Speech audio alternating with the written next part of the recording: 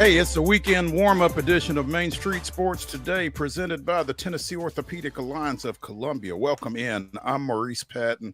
That's Wade Neely. We'll be here with you for the next couple of hours talking local, regional, and national sport topics, and plenty of them to talk about. Wade, how's it going? What's happening, Mo? Good to be with you and see everybody today. You are right. We got a big old show lined up for this Feel Good Friday. Looking forward to it, man.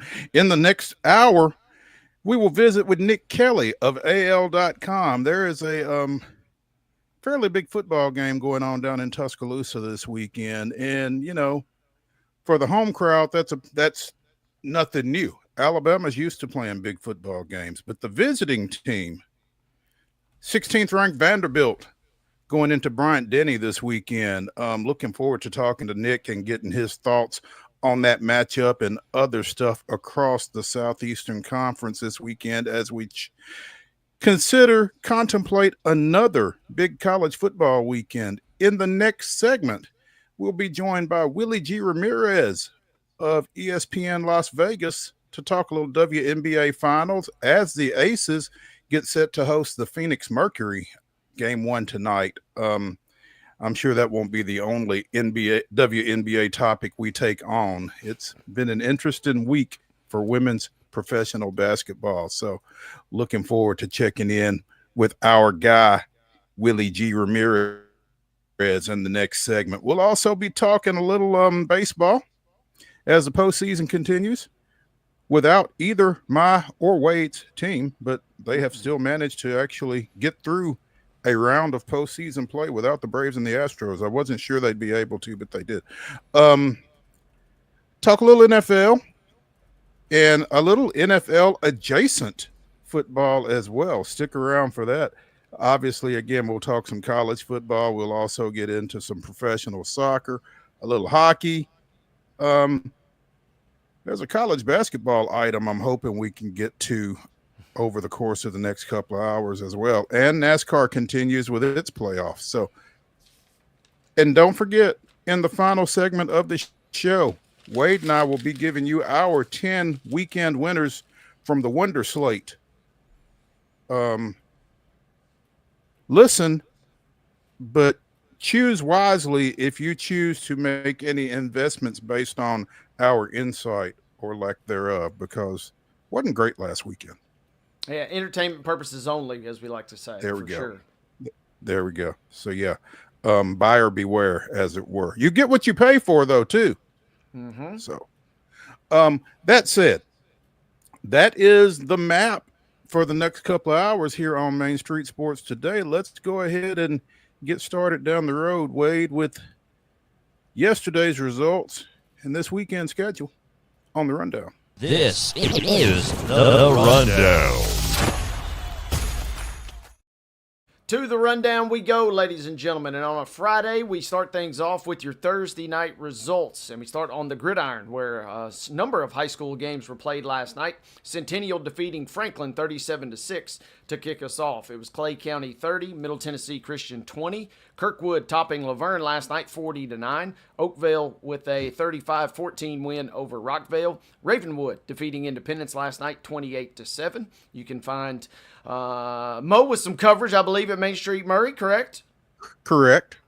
Jackpot, baby, as we got you covered from last night on a Thursday. Riverdale with a 31-13 win over Smyrna last night. More scores. It was Clarksville with a 20-7 win over Siegel. Blackman picking up a 35-7 victory versus Stewart's Creek. And in one of the weirdest football games I've ever seen in my entire life, East Nashville defeats Stratford 42-16. Couple safeties, 3 different kickoff returns, 40-something penalties. What's not to like last night? But it was a fun one on Thursday night to cap our high school football scoreboard. Volleyball action from last night. Gallatin with a 3-0 win versus Beach. Cascade with a 5-setter versus Spring Hill. It was Lincoln County 3, Columbia 1. Community topping Giles County 3-zip. Forest doing the same to Battle Creek. It was Franklin Road Academy with a 3-1 win over BGA. Collinwood 3, Hampshire nothing. Coffee County and Lawrence County went 5 sets, but it was Coffee County winning that one 3-2. Middle Tennessee Christian 3-1 over Providence Christian. It was Murfreesboro Central Magnet 3, Marshall County nothing. Riverdale blanking Rockvale last night. Eagle doing the same to Siegel. Summertown and Zion Christian also picked up shutout victories. Summertown over Lewis County and Zion Christian topping Perry County. On the pitch on a Thursday, it was Allen County, Kentucky with a 5-0 win over East Robertson. It was also Nolensville 1, Blackman 0. Brentwood with a 3-1 win over Siegel. Friendship Christian and Christian Community played to a 2-2 draw. Cookville with a 2-0 win over Smyrna. It was Culleoka 6, Cornersville 2. Pope John Paul II 2, Ensworth 0. Battle Creek with a 5-0 win over Franklin Christian. It was Zion Christian 1, Giles County 1, a draw between the Eagles and the Bobcats, or Lady Eagles and Lady Bobcats, excuse me. Speaking of Bobcats, it was Greenbrier falling to White House 8-0. Hendersonville with a 9-1 win over Rossview. Henry County 4, Clarksville Northeast 0. Donaldson Christian with a 7-0 win over Hume Fogg. It was Hunters Lane 7, Ezel Harding 0. Overton doubling up Good Pasture 4-2. Tullahoma with a 9-0 win over Kip Antioch Global. Riverdale and Lebanon play to a scoreless draw. Riveting soccer right there. Station Camp 3, Liberty Creek 3. Columbia Central and Lincoln County play to a 1-1 draw. It was University School of Nashville 2. Martin Luther King 1. Franklin County with a 3-1 win over Murfreesboro Central. Independence blanked Rockvale 2-0. Summit 7, Gallatin 1. Valor Collegiate 4, Green Hill 0. Portland 5, White House Heritage 1. And Wilson Central blanking Laverne 3-0.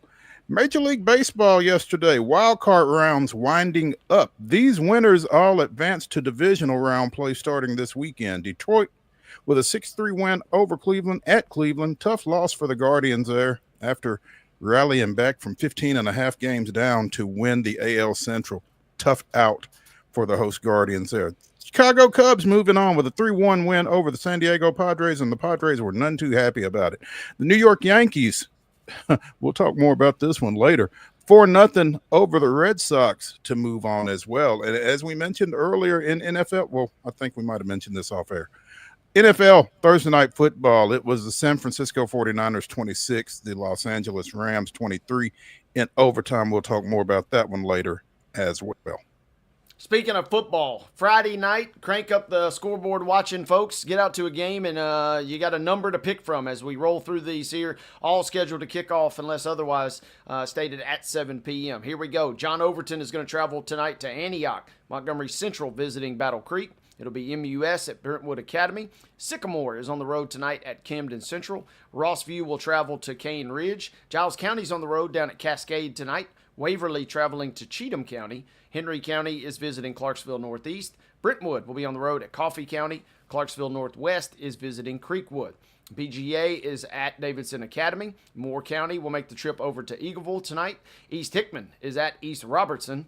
Knoxville Catholic will be at Innsworth. It'll be Clarksville Academy at Ezel Harding. Harpeth will be at Fairview tonight at 7. Lipscomb Academy at Father Ryan. Columbia is at Franklin County. Other games, Good Pasture at Franklin Road Academy. Lane Kiffin posting a picture, Mo. He was down at FRA this afternoon. I wonder if he'll stick around for Good Pasture and FRA here this evening. DCA at Friendship Christian tonight at 7. Mount Juliet at Gallatin. Glencliff is at Green Hill. It'll be Summit at Hendersonville this evening. Nolensville traveling to Hillsboro. Hickman County at Houston County tonight. Stewart County at Innovation Academy. And Red Boiling Springs is visiting Joe Burns. More high school football, more 7 o'clock kickoffs. It's the Battle of the Woods, Maple at Ken at 7 o'clock tonight. Page is at Lawson. Wilson Central goes to Lebanon. Big Wilson County showdown there. Springfield is at Liberty Creek. Christ Presbyterian Academy goes to Montgomery Bell Academy. Marshall County is hosting Columbia Academy. West Creek is at McGavock. Franklin Christian travels to Mount Juliet Christian. Adamsville is at Mount Pleasant. Bartlett comes up I-40 to Pearl Cone, taking on the Firebirds. It's Grace Christian of Franklin at Pope John Paul II. Portland hosting Hunters Lane. Christian Community is at Providence Christian. Cornersville goes to Richland. Watertown is at Sequatchie County. Beach is at Station Camp. Gordonsville goes to Westmoreland. White House hosts Greenbrier. Whites Creek goes to White House Heritage. And Pickett County is at Zion Christian at 7 o'clock tonight. Volleyball action this evening. It's a 6 o'clock start for Summertown at Columbia Central. Also, we don't have a time for this one, but Blackman is at Oakland today. Girls soccer, 3 o'clock, top of the hour. Battleground Academy is at Columbia Academy. At 4:30, Antioch is hosting St. Cecilia. And as we mentioned earlier in the show, game one of the WNBA Championship Series is tonight, 7 o'clock on ESPN when Phoenix goes to the Las Vegas Aces. Rolling into Saturday, we do have a high school game as Spring Hill will be at Dixon County, but that game will be played at Creekwood, and that game gets underway at 11 a.m. Girls soccer coming your way Saturday. Independence Academy will be at Kip Antioch Global, set for a 5 p.m. kickoff. Again, girls soccer action on Saturday. College football of local interest, we got TSU at Eastern Illinois. That game gets underway at 2 p.m. on ESPN+. Vanderbilt at Alabama begins at 2:30 on ABC. It'll be West Georgia at Austin Peay. That kickoff is set for 3 o'clock, and you can see it on ESPN+. MLS, right back in action, is NSC, and they will be taking on CF. Got to get that correct. They kind of threw me for a loop there, Mo. CF Montreal on the road. CF Montreal is Nashville. That kickoff is set for 1:30. You can see it on Apple TV. MLB action, we got 4 big games tomorrow as those series get underway. Chicago at Milwaukee. That first pitch is set for 1:08 p.m. on TBS. The Yankees are at the Blue Jays at 3:08 on Fox. It'll be the Dodgers at the Phillies at 5:38 on TBS. And your nightcap is Detroit at Seattle. First pitch comes your way at 7:38. That game will be shown on FS1. Sunday sports action for you to view at 3:05. It is the Tennessee Titans at the Arizona Cardinals.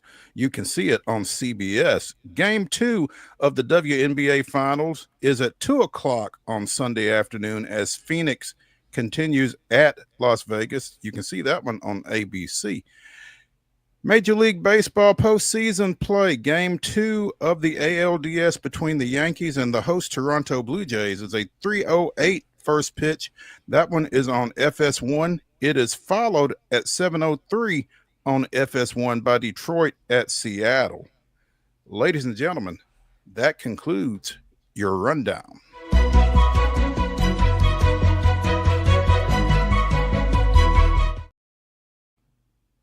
Your top story brought to you as always by the fine folks at Piggly Wiggly in Neely's Mill in Columbia. Be sure and check out their delicious daily deli lunch options available from 11 a.m. until 6 p.m. Also, their hand-cut meats and everything is cost plus 10% at the cash register. Piggly Wiggly, Neely's Mill, Columbia, bringing you our top story. Wade, I'm kind of fascinated by this. Yes. Roger Goodell says that by the time flag football is being contested in the LA Olympics in 2028, it will be a professional sport in the United States, courtesy of the NFL. Goodell, speaking in London yesterday, discussed the NFL's plans to launch a professional flag football league. Quote, "We are committed to creating a women's professional league and a men's professional flag league. We've had a great deal of interest in that, and I expect that we'll be able to do that, launch that in the next couple of years. The demand is there. We're seeing colleges in the States and universities internationally that also want to make it a part of their program. If you set that structure up where there's youth leagues going into high school, into college, and then professional, I think you can develop a system of scale. That's an important infrastructure that we need to create." You know, and to that end, I saw an announcement earlier this week. The University of North Alabama down in Florence is apparently starting a women's flag football program. Already Alabama State has one. So, I mean, you're not just seeing it at the NAIA level, but you're starting to see NCAA women's flag football programs at the collegiate level as well. And so I guess professional is the next logical step, but I didn't expect it that quickly. Don't know that we necessarily maybe expected it that quickly, but the timing could not be more sensational, right? With with the Olympics, if they go off exactly like they're supposed to, and you get that buzz, it's not only going to draw eyeballs in that immediate moment of the games themselves, but then, yeah, a chance to expand upon that. So kind of lay down the, groundwork now, perhaps. We saw them take this for what it's worth. But, we saw them make a move. They got flag football in the Pro Bowl. Hold your Pro Bowl jokes, folks. But they moved flag football into the Pro Bowl, kind of. Maybe they were just infiltrating us a little bit, Mo. We saw Jalen Hurts already been featured in a commercial, that's touting the Olympics and, kind of trying to draw up some buzz. The partnership, they haven't been at odds, really. So if you're not going to be at odds, you might as well go all in on this and make a little cha-ching, cha-ching, if you catch my drift. No question. This isn't the first time that someone involved with the NFL has talked about this. Former league chief media officer Brian Rolapp had mentioned back in February, we do believe as it grows in popularity that there is room for more leagues, including a professional league, and that would clearly have a media package as well. We're big believers in flag football for a lot of reasons. It's clearly going to be an Olympic sport, so we think it has international potential. One of the greatest things about flag football is half of our fans right now are female, but don't really have access to playing the game competitively. We are now providing that. And again, it's growing in leaps and bounds pretty much at every level, at the high school level, at the collegiate level. So why not go ahead and make the next step and professionalize the sport? It's going to be interesting to watch that evolve and develop. And to your point, Wade, it's a great time, not just with what's going on in that sport, but what's going on in women's sports, period. With the shirts that are out there, everyone watches women's sports and that kind of thing. And I don't disagree. So. Yeah. And the other thing, Mo, you got to think about in this framework here too, we're trending and marching every year. We get more and more toward the globalization. The NFL's talked about we want to be an international game.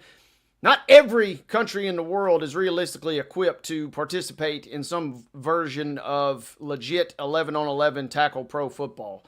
Almost every, which is why soccer is the most popular sport in the world, right? Because the barrier to entry is so low. There are minimal costs when you're talking about flag football. There are minimal barriers to entry. So if you kind of expand that, okay, we're looking at a nation that for some reason can't put together a team.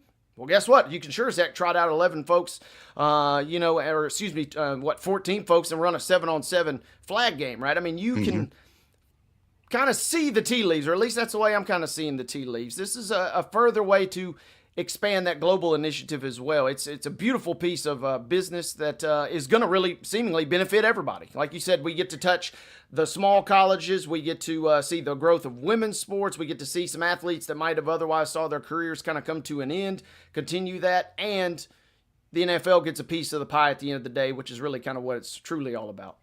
Which is what it's truly all about. Absolutely. I mean, if there's money to be made, the NFL might as well be making it, right? So there we go. Professional flag football coming soon from no less than Roger Goodell, commissioner of the National Football League. Let's take a break here as we get into the weekend warm-up edition of Main Street Sports Today, presented by the Tennessee Orthopedic Alliance of Columbia. When we come back, we will be joined by a friend of the show, Willie G. Ramirez, our man in Vegas, talking a little WNBA finals. Stick around.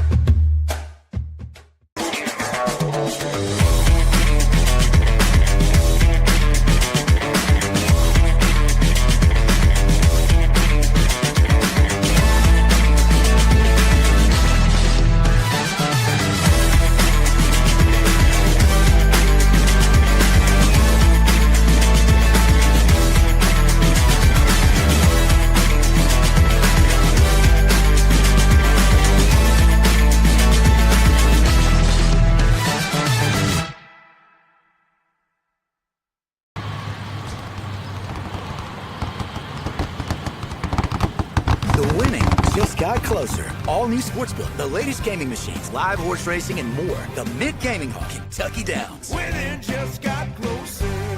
Deep in a forest at Nashville Zoo, new creatures here for you to view. Phantoms graced in black and white swing high in trees of dappled light. In rocky crags, tall and steep, small antelopes with nimble feet. A wise old man with beard of white, a sentry perched on stony height. Amidst it all, a hunter lies, with coat of gold and steely eyes. A new adventure just for you. Leopard Forest at Nashville Zoo. Open now. Busy bee, yeah, busy bee. If you need Hold on, y'all, hold on. I need to make a call. Hey, this is Brianna with Busy Bee. I'm giving you a call to let you know your technician is on his way. 833. Busy bee. Guys, not yet. Not yet. Busy bee, oh, Now I'm ready, guys. Call 775-7833. Custom Stone Handlers supplies over 600 distributors and suppliers with quality stone products. Along with Riverstone, we produce and distribute over 100 building, landscape, and other bulk products. Our goal is to provide quality products, service, and partnerships to ensure our customers' success. We firmly believe the measure of any person or company is how you treat other people and customers. Give them a call at 931-490-4990 or visit CustomStoneHandlers.com.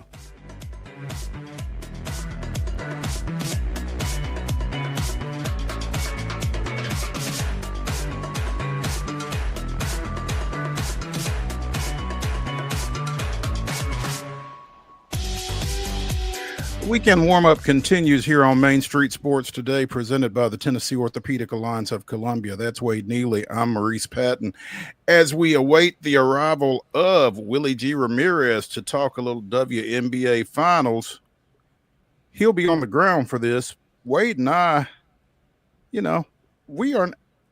I'm not as knowledgeable as Willie, but I can kind of set things up for Mr. Ramirez. You've got two teams that are not, foreign to the championship stage. The Aces have won 2 of the last 3 WNBA titles. The Mercuries have also won 3, but they've not won one since 2014, and Diana Taurasi was right in the middle of that. So this is a new look Mercury team vying for its first championship in 11 years. Again, the Aces going for their 3rd in 4 years. That streak broken up by the New York Liberty last year when they defeated the Lynx in the finals. So going to be a heck of a series, I think, obviously, by two teams. They're about 5 hours apart. And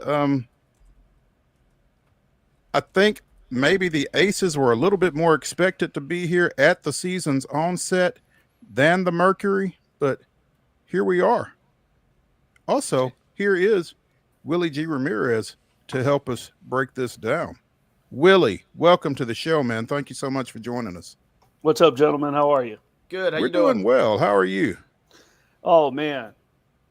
It's been an absolutely crazy. It seems like every time I host my show or every time I come on somewhere or I'm brought on to talk about the Aces, the Golden Knights, the Raiders, no matter what time of year it is, I feel as if it's always busy. And it used to not be that way in Las Vegas. It used to be, June and July would slow down outside the NBA Summer League.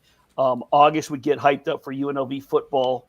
Then all of a sudden, the arrival of the Golden Knights, and then the Aces, and then the Raiders. It's nonstop.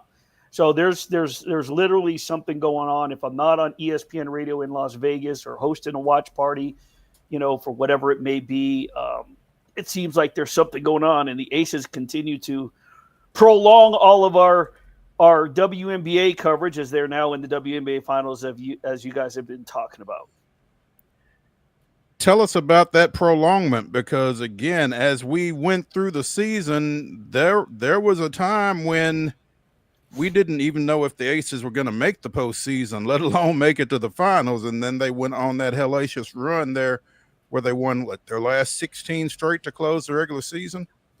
Yeah, 16 straight in the regular season, 17 overall into that first game against Seattle. Seattle takes the second game, and then Vegas wins the third and decisive game back here in Las Vegas. And then, of course, the Indiana Fever take them to 5 games and into overtime, which is a completely other story. But there are so many different moving parts to what the Aces have done. And the one person that refuses to take all the credit is the 4-time MVP, Asia Wilson, just like, the humble person that she's always been since getting here. And I've covered her since day one, when Bill Lambier and Dan Padnoff drafted her. Dan is now the 2-time GM of the year. He's down in Atlanta. And she just refuses to take the credit that all of a sudden she went on this tear, which really surged her into the MVP race. But, and it's understandable because Jewel Lloyd went to Becky Hammond before it actually happened and said, hey, start taking me off the bench. Let's try this. Becky refused to do it. And then she finally gave in. Melissa Smith arrives at the trade deadline. She's been an absolute difference maker in taking pressure off of Asia while adding help in the paint. She's a shot blocking machine. And she's in the happiest place she's been mentally through her career, whether it's been Indiana or Dallas, now Vegas. She just feels as if she's accepted as the person she is.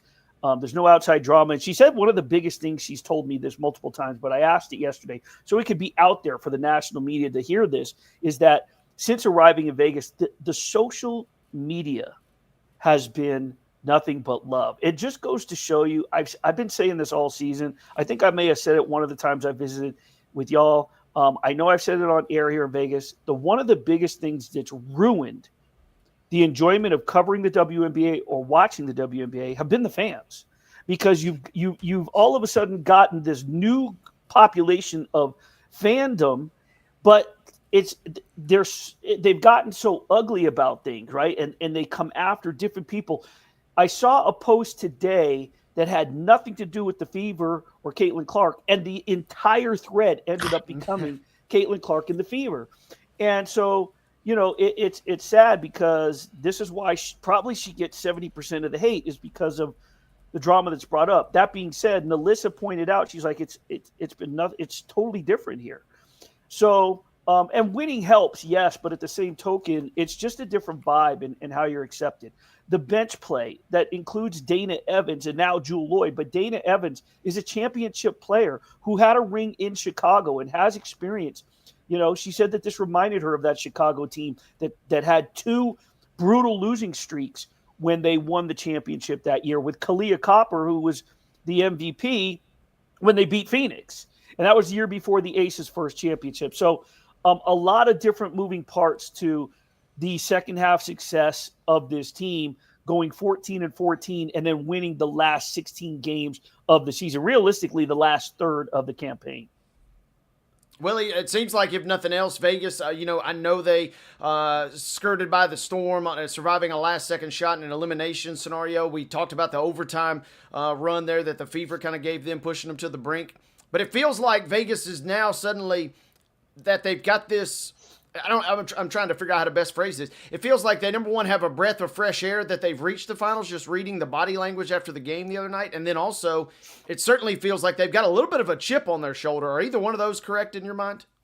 Yeah, I don't know if it's a chip, because I think what the core of this team, the core four, I should say, in reality, in terms of key roles on this championship caliber team, is Asia Wilson, Jackie Young, Chelsea Gray, and Becky Hammond. But don't forget that Kia Stokes was a starter on those championship teams. Kirsten Bell came off the bench on those championship teams. So in reality, there's 6 players from that championship team that knew the system. And that was key, with Jewel Lloyd also saying, hey, take me off the bench, and put Kirsten Bell in lineup, because she's been starting, because she knows the system. She understands it, right? But the thing is, those 2 teams that won the championship did something that will never be repeated in this. You're never going to see it again, because what the league has adapted to is Becky Hammond's style of a spread offense, that up-tempo style, forcing defenses to sort of open things up, a little bit of driving kick. I mean, it's a very unique way of attacking, but there's so many teams that are doing it now and who have learned how to defend it. So when they did that, it threw teams off base, right? It took them literally a season and a half to catch up. This year, the Aces, really since last year, the Aces have been playing catch up with all the teams adapting to the new style of play. So in them doing that, this team has been through something different. And this is why I wrote earlier this season at the Sporting Tribune that this team might be better in terms of a team aspect than the two championship teams. Maybe not as dominating, but when you're talking about a team, winning as a team, I would put this team up against some of those other teams because of everything that they've had to overcome. It's a lot more special. Is a better word. You know, I've asked Becky and Asia this numerous times, and they're like, I don't know if I want to use the word better, but it's definitely special because of what they've overcome. And Becky, one thing that she did, a lot of people don't realize is she kind of let go of the steering wheel and told the ladies, I'm going to let y'all navigate and drive this vehicle. Y'all figure it out and learn how to play together. I can't coach unity. I can tell you how I want the system run, but y'all got to learn to play together. And that's what they did. So having a chip on their shoulder, I don't know, because maybe because people counted them out, but I think it's more so a humbleness chip that they've learned how to do things one-on-one, you know what I mean? Or excuse me, you know, with one another. And I will point this out that I think is special is Asia Wilson has an individual relationship with every single one of her teammates. And that's why recently when she won the 4th MVP and everybody's seen the videos that have went viral, every single one of them wrote an individual letter to her, letting them know how much they appreciate her. So I think there's a really special bond. So Wade, I mean, I don't know if it's a chip as much as it is just this this very unique feeling of that's hard to come by if you've never really felt overcoming adversity with a group of people. Willie G. Ramirez of ESPN Las Vegas joining us here on Main Street Sports Today, presented by the Tennessee Orthopedic Alliance of Columbia. Again, Phoenix and Vegas open WNBA Championship Series play tonight at 7. Willie, we talked with Jeff Metcalf from Phoenix last week, I think it was. This Great Phoenix team wasn't necessarily expected to be here either, just from the standpoint that they moved on after last year from Diana Taurasi, who retired. They moved on from Brittany Griner, who went the free agent route, signed with the Dream, obviously. So there was a lot of revamping. I won't necessarily say rebuilding, but they certainly had to figure out how to do things a little bit differently in Phoenix this year as well. How have they been able to persevere and get to this point from where you sit? Did Jeff tell you that? I'm curious. Did Jeff say that they weren't expected, or is that what you said? That's what I said. Okay, so here's Jeff the thing. just said I'm not surprised whatsoever. Now, okay. Let's go back to Wade's question. That's the team that has a chip on its shoulder. Because when you enter the postseason and everybody is saying New York's the defending champ, Minnesota's the number 1 seed, Las Vegas closed with 16 straight wins and has the 4-time MVP. Well, at that time, it was a 3-time MVP. Look out for Atlanta. That's the sleeper team. Look out for Seattle. All of a sudden, they're creeping up. Oh, my gosh, what's going to happen at the bottom? Who's going to be? Nobody said it had anything good or bad. Phoenix wasn't in anybody's conversation.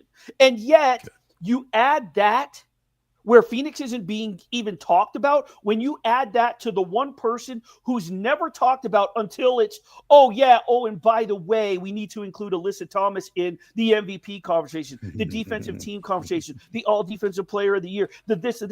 We all forget about the veteran engine that helped lead Connecticut to 2 WNBA finals where she lost, right, with her fiance, DeWanna Bonner, who's now in Phoenix. They're also always left out of the conversation in individual talks after the season. So if there's a team with a chip on its shoulder that, betters, I tell you right now, this is, to me, is an even series. This is one of those series where it shouldn't be, the line to win the series shouldn't be that big. The value would be with the underdog if you could get plus 120 or higher, if anybody's out there betting this game. Because the Phoenix Mercury, under Nate Tebbets, who's in his second year, and yes, they lost Brittany Griner, Diana Taurasi, Natasha Cloud. I get that. But they brought in Alyssa Thomas and Satu Sabli to join Kalia Copper, who was, as I mentioned before, the MVP of the WNBA Finals in 2021 when they beat Phoenix, right? So she has championship experience. You add all the other components of depth and what this team has done to sort of prove the naysayers wrong.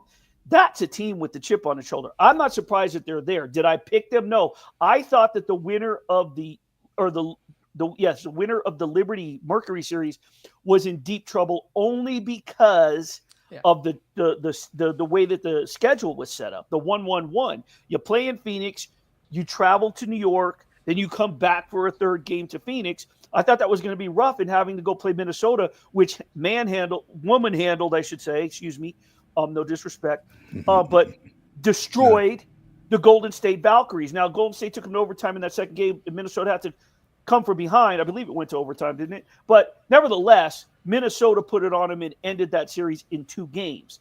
So I thought that the winner would have its hands full, but then you see what Phoenix did in the second game in terms of defense, overcoming a 20-point deficit, then coming back to Phoenix, and then Nafisa Collier goes down. Cheryl Reeve has a meltdown. It sort of just fell into Phoenix's hands. Nevertheless, this is a really good basketball team that, in my opinion, is not that far off from the Las Vegas Aces, and in some respect might be better. Here, put it this way. In the postseason this year, we're talking about the number 1 offense versus the number 1 defense. Phoenix in the playoffs this year has the number 1 scoring defense. Vegas has the number 1 scoring offense. This is going to be a series that could go 7 games. Real quick, guys, a stat that I loved I saw earlier today. Phoenix is the first team ever in WNBA history to reach the finals twice in a 5-year span, and they don't have any of the same players that they had the last time they were in the finals. They have a completely new roster. But to Willie, your point, they are playing with a little, kind of pissed off energy coming into the postseason. And yeah, the bracket, kind of maybe broke a certain way and injuries and, and the series kind of played out the way it did versus Minnesota. But to your point, you can't take anything away what they've done. They have looked the part, if nothing else, getting to these finals, in my opinion. Oh, if you go back and look at the complexion of this season in terms of lulls, teams that have had lulls, right? Like Minnesota started off dominating and then sort of fell a little back and forth there, even though they went, I believe, 3-2 without Nafisa Collier, but they showed a little bit of, maybe a little weariness down the stretch. Vegas early on, the Liberty mid to late season, the Fever obviously with what they went through. Phoenix just sort of had their losses mixed in between, but they never really lost their gumption and that chutzpah, right? They just were always relentless. And it's that defensive tenacity. And to be honest with you, we've seen the chatter about how physical this league has gotten and the different teams that are being blamed for different things. But Phoenix is as physical as they come. I had a text message from somebody within the organization right after the series, and I was like, see you soon. Can't wait to catch up. And this person was like, I hope Vegas is ready for some physicality. I was like, did you watch this last series? And the response was, there's no physicality in the WNBA like AT physicality. And it's 100% spot on.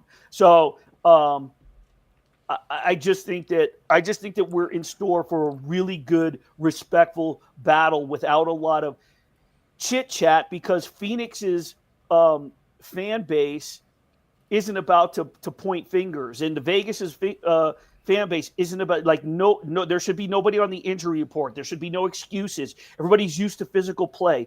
There should be, and I'm not dogging Indiana, but that fan base has become accustomed to finger pointing and defending Caitlin Clark, and they only had this, and they lost Sophie Cunningham and Caitlin Clark and Sid Colson, and they had all these people on, and then in that final game, Aaliyah Boston fouled out, Kelsey Mitchell leaves. I get it, but there's more excuses and finger pointing and blaming, and I don't want to make it seem, when I say excuse making, I don't want to make it seem like they're like that's their style. They're not making excuses. Their fans are.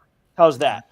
Because Stephanie White's done a great job, and she's a fantastic coach. So, anyway, I'm just really excited to be there and sort of honored to be able to cover, guys, my third WNBA Finals in 4 years. Realistically, people keep saying that the Aces are back for their third Finals in 4 years. I think that people forget that this is also their 4th and 6th. Don't forget that they went to the finals in the bubble and lost to the Seattle Storm when Breanna Stewart and Sue Bird were still with that team, and Jewel Lloyd, by the way. So this is the Aces with Asia and Jackie. This is their 4th trip to the WNBA Finals in 6 years, going back to 2020. Willie G. Ramirez joining us here on Main Street Sports today, presented by the Tennessee Orthopedic Alliance of Columbia, talking a little WNBA. And Willie, you mentioned it, the Cheryl Reeve come apart during the Lynx's loss to Mercury. And you talked about the physicality. You know, will the physicality be under the microscope? Will the officiating be under the microscope in this series, do you think, with that backdrop? No. Well, I mean, not any more than I think that it already was. I think the problem that a lot of the coaches and the players have is consistency. You can't call something in the first quarter, not in the third, and then again in the fourth. You can't ignore something for the first half and then the last 3 minutes of the fourth quarter start calling something, and then all of a sudden it decides a game. Like, you just can't do it. If you're not going to be consistent, then swallow the whistle. If you're going to call a physical game, then call a physical game. Then do it for all 40 minutes. What you cannot do is be inconsistent. You know what I mean? You cannot ignore Asia getting elbows in the paint. I mean, let's just say for argument's sake, I'm not saying she's this style of player, so I would never call out DeWanna Bonner, which she's a beautiful human being. She's a wonderful person. Let me just put that out there. I'm using it as an example, hypothetical. Let's say DeWanna Bonner's throwing elbows in the first half, and they're not calling anything. So Asia decides to get physical, and they're having a physical battle through the middle of the third quarter. And then the fourth quarter, they start calling everything. You just can't do that. And vice versa. You're going to call it in the first and then all of a sudden not call it in the second half. Don't do that. And I think that's the bigger problem. The one play that sent Cheryl over the edge was that they didn't call the foul for incidental contact. And what happened was on that, and why everyone was calling Alyssa Thomas dirty, is because it resulted in an injury, and then you see Cheryl Reeve go as ballistic. And I think people actually believe that it was because of it was because Nafisa was injured that she got so riled up. And I believe it was more so that the refs didn't have control of calling the game properly. I'm of the firm belief that no matter how they were calling that game, that injury would not have been prevented regardless of how they called it. AT stepped inside, went for the ball. Fee came across the body. Her leg ran into AT. AT kept going with her motion moving forward and jacked that leg, which caused Fee to twist her ankle. It was a hardcore physical basketball move that was unavoidable. No matter how you're calling that game, Alyssa Thomas is not playing that ball any differently. I firmly believe that Cheryl just going off escalated the whole complexion of the play. But I don't think that Alyssa Thomas is a dirty basketball player. We all appreciated Connecticut's physicalness under Stephanie White, by the way, and Kurt Miller and Stephanie White, when it was Dejanay Carrington, when it was Alyssa Thomas, DeWanna Bonner. They went to the WNBA Finals under Kurt Miller with Connecticut, and they lost to the Aces. Stephanie White was the coach at Connecticut, coached a very physical Connecticut team, who, by the way, is the team that everyone was blaming for beating up on who? Caitlin Clark last year, who was the coach, Stephanie White. So there's a lot of hypocrisy among the fan base and critics when you look at the dynamics of where the players and coaches are this season, and all of a sudden we're crying foul. I think they just need to buckle down and have consistency with this officiating. And I think you're going to see it because I think these two teams are very similar. They can go up and down the court. Phoenix has been better defensively, but Vegas has improved. Vegas can play physical. Phoenix can play physical, and they can both push an up-tempo game. With that being said, Willie, I'm also wondering, does this extra eyeballs now that this is kind of quote unquote blown up into a bigger situation? I want to draw the assignment to be an official at the highest level, but man, all of a sudden it seems like there's going to be an exorbitant amount of pressure for this crew or in these crews to make sure every night is kind of run as smooth as possible. So I'm hoping, like you said, that it flows pretty smooth. How about this? Every July, what takes place in Vegas? The NBA Summer League for 10, 11 days. Yes. I don't think a lot of people realize that the referees that are used in that 11 days, they are actually at a referee camp. They're actually learning. It's like you have to earn your way in, and that's your training ground. It's like going to referee camp, but you're getting to referee first and second year rookies, first and second year players in the NBA. So it's an NBA sanctioned event, and the refs are learning too. Why not reach an agreement with this upcoming CBA where Athletes Unlimited and Unrivaled referees are maybe training to be WNBA? Or how about even further, start using G League referees as a training ground for WNBA referees, since the NBA owns or has a vested stock, obviously, as the big brother of the WNBA. It would make perfect sense, right? If you start implemented in the G League, and then, like I said, the two off-season leagues that are made up of these women, you all have Athletes Unlimited for a second season right there in Nashville. They're coming back. They've signed a boatload of WNBA players again. So I think there's opportunities to provide off-season camps for these referees, get them paid, and also get them learning sort of the way that the women play. You sort of get to learn the styles. 3-on-3 or 5-on-5, you're getting to learn the personalities and how they attack the ball and how they attack their opposition. Willie, officiating has been a topic of discussion throughout this WNBA season, and that, among other things, was on Nafisa Collier's mind earlier this week when she, in her exit interview, addressed a number of concerns that she had with the leadership of the league.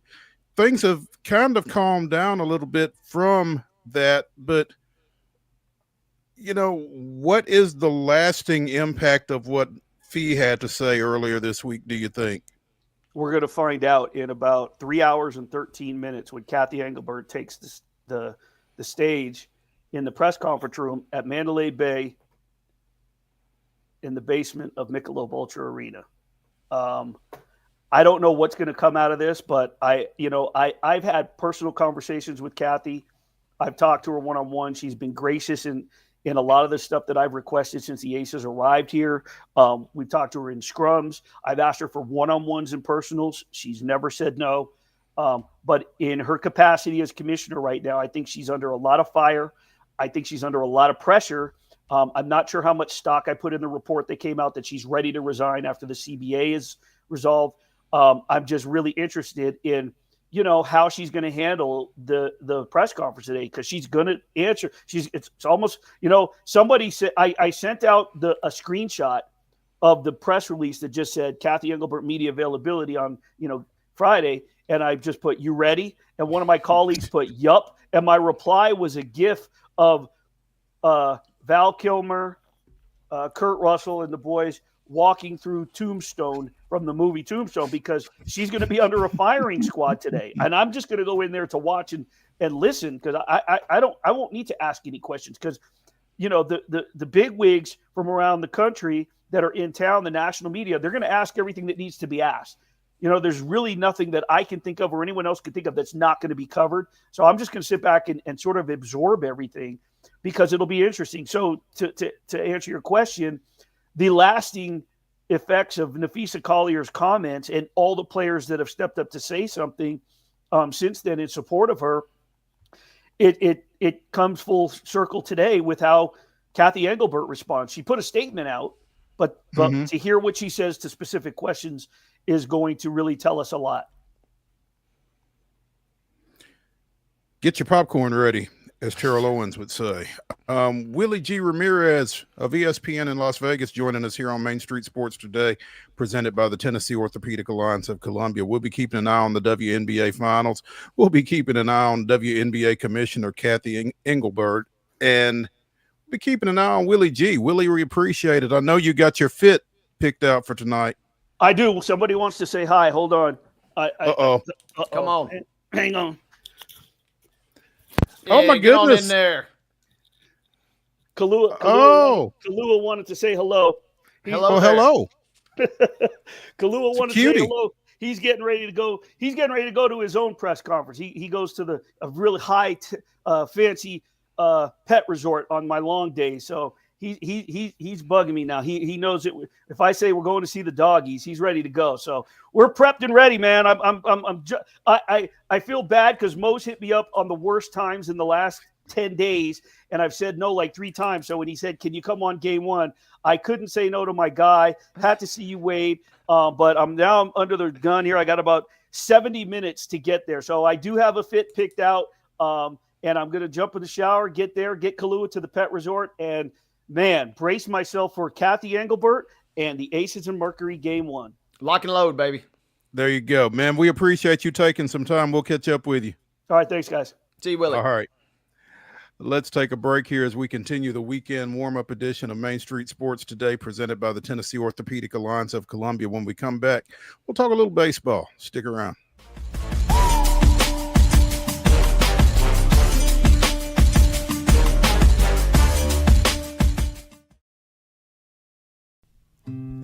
Columbia Power and Water Systems is dedicated to bringing our customers reliable, local service.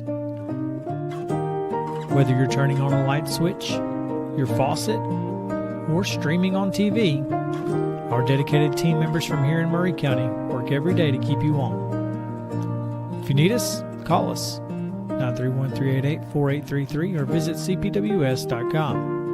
CPWS, local service, local support.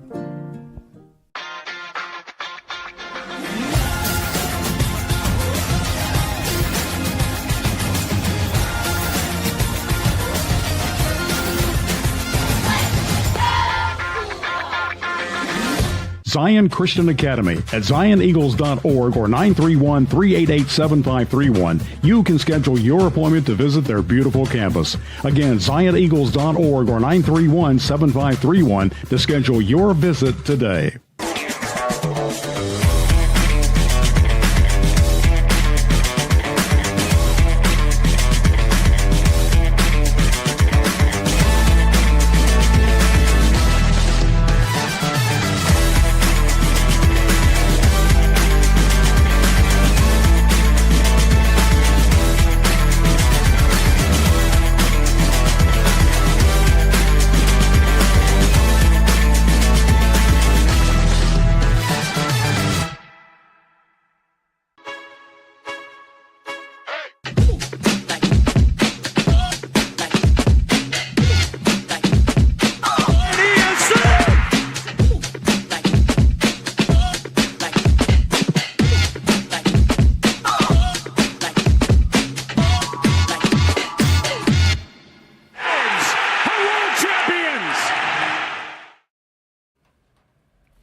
Third, 1995. Chipper Jones's ninth inning two-out solo home run gave the Braves a one-run lead, and Mark Wohler struck out Andres Galarraga and Lance Painter with the bases loaded to preserve a Braves 5-4 win at Colorado in Game 1 of the NLDS. It was a bit of a reverse reunion because in addition to Galarraga, other future Braves in the opposing dugout included Eric Young Sr. and Walt Weiss. Former Brave Vinny Castilla gave the Rocks an early lead with a two-run homer off starter Greg Maddux. Atlanta went on to win the series 3-1 en route to the World Series championship that year. That was this day in Braves history. Who's our 2025 World Series champion? Oh, we're getting closer to figuring it out. It won't be Cleveland, San Diego, or Boston because all three were eliminated in Wild Card Series Game 3s yesterday. Again, got a feel for the Guardians, that massive charge that they made to claim the AL Central championship over a spiraling Detroit, only for the Tigers to come back and double them up 6-3 yesterday to advance. Again, the Cubs 3-1 over San Diego, and the Yankees 4, Boston nothing after Boston won Game 1. Two chances for the Red Sox to close New York out at Yankee Stadium, but wasn't to be. Wasn't meant to be. And yeah, heartache for the Guardians. And all of a sudden, the Tigers, doesn't feel like they're all the way back, but it feels like they're pretty much back. What a crazy September that it was for those two franchises. And that was cruel, the way that obviously it panned out. And, you wonder what Cleveland, how they might have fared against a different team in the opening round here. You also wonder how Detroit might have fared against a different team. But so much history and so much familiarity between those two franchises. And, yeah, it just really got away from Cleveland down the stretch yesterday. Got off to a decent enough start, tying the game in the bottom of the fourth there. But then when they had to go to the bullpen, that sixth and really the seventh inning is just turned into credit to them for bouncing back, scoring a couple runs late to make it a little respectable, have maybe a decent shot to get back into it. But that seventh inning, Detroit just cracked it open. You could just feel the air completely sucked out of Progressive Field. It was a sad kind of scene to watch for that fan base. Really was. So, again, that was big, but I think this Yankees win with the young 24-year-old Cam Schlittler getting the start for the Yankees, and man, did he answer the call. I mean, 8 innings, 12 strikeouts, no walks. Boston only got one runner into scoring position, and that was second base against him. He gave up 5 hits over that 8 innings. Boston, again, did not advance a runner any further than second base. It's tough to win under those conditions. This is a kid who barely topped 90 as a collegiate pitcher, and he was triple digits on the regular last night. I don't know how you increase your velo to that degree. I need to talk to somebody, not for me, but just to understand it. But man, he was throwing gas last night, and Boston couldn't do anything with him. Yeah, credit to the Yankees. I mean, the few Yankees fans that I really appreciate and value in my life, I was doing a wellness check on them after game 1, and the script was already written. There's tons of content out there, and there's pods where the Yankees fans are, season's over, we're done, and then poof, in the blink of an eye, they pick themselves up off the mat, and now we set up ourselves. We just talked about a divisional showdown. We get a really, really fun one when the Yankees and Blue Jays get to square up tomorrow afternoon. Yeah, no question. That again, another all AL East matchup there in that one.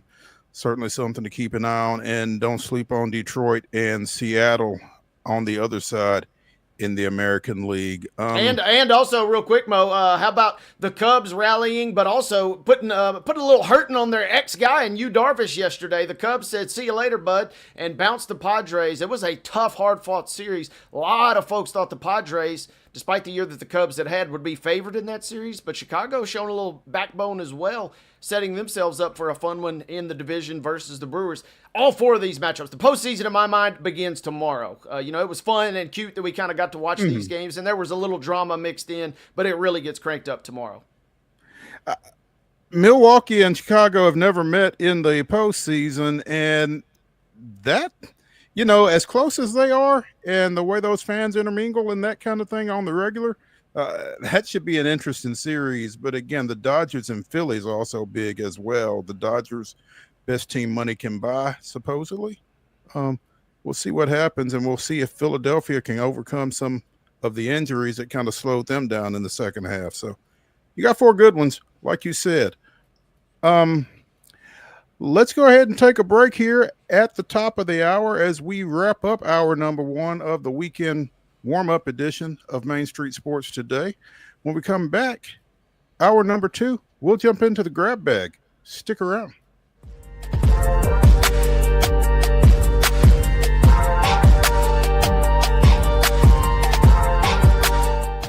Jones & Lang Sporting Goods here in Columbia has been outfitting teams, officials, and anybody else from T-ball to college for 50-plus years. Be sure and check them out at 931-388-8060 or online at jonesandlang.com. Jones & Lang Sporting Goods, the look of a winner. Zion Christian Academy at zioneagles.org or 931-388-7531. You can schedule your appointment to visit their beautiful campus. Again, zioneagles.org or 931-7531 to schedule your visit today.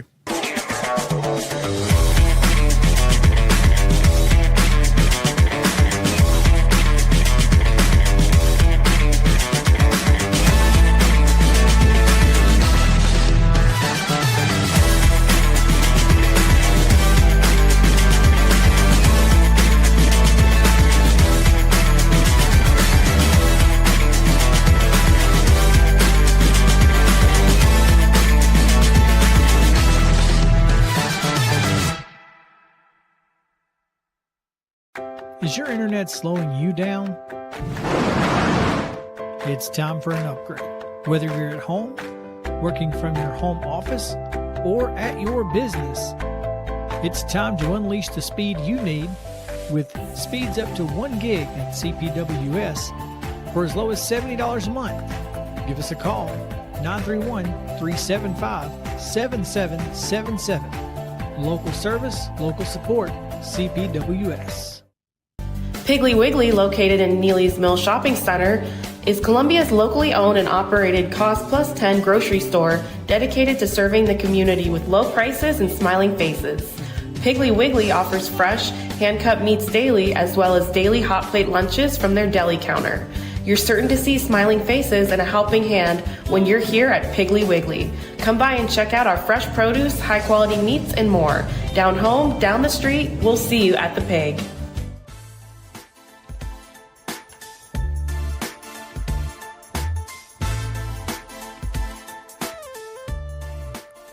Hey, welcome back into hour number 2 of the weekend warm-up edition of Main Street Sports Today, presented by the Tennessee Orthopedic Alliance of Columbia. That's Wade Neely. I'm Maurice Patton. This is the grab bag. We mentioned it at the top of the show during the rundown, I guess. David Wilson and I yesterday discussed this game a little bit, and I didn't know who Mac Jones was going to have to throw to, because in addition to starting quarterback Brock Purdy being out for the 49ers, they were down 3 receivers as well, including Juwan Jennings and I Ricky just Pearsall. went blank. Yeah, Ricky Pearsall. Both were out, as well as Jordan Watkins. Well, they figured something out. 49ers 26, Rams 23 in overtime. The 49ers improved to 4-1 with that big NFC West victory there. Didn't get to see much of it because I was watching my own football, but yeah, under the circumstances, this is a particularly big win, I would think, for the 49ers. Yeah, massive, massive win. And this is easily the type of game, Mo, that we talked about they would lose in a heartbeat last year in that season from hell. They still got a lot of injuries, and even there's some concerns about Christian McCaffrey a little bit last night. But credit to the 49ers, who at one point threatened to just bully and just run away with this game, up as much as, 14 on the Rams. And then we see the Rams, that they are about as good as advertised. And even on a night where they didn't get off to a great start, they rallied to get back into it. I loved what I saw in limited minutes, like you said, due to some other duties last night. But Matthew Stafford continues to show why he's one of the best there absolutely is to maybe ever do it in this game. But Puka Nacua is absolutely on a season like we have not seen in a long, long time. And they got Kyron Williams incorporated in the passing game. Got all the way back into it. Get all the way into overtime.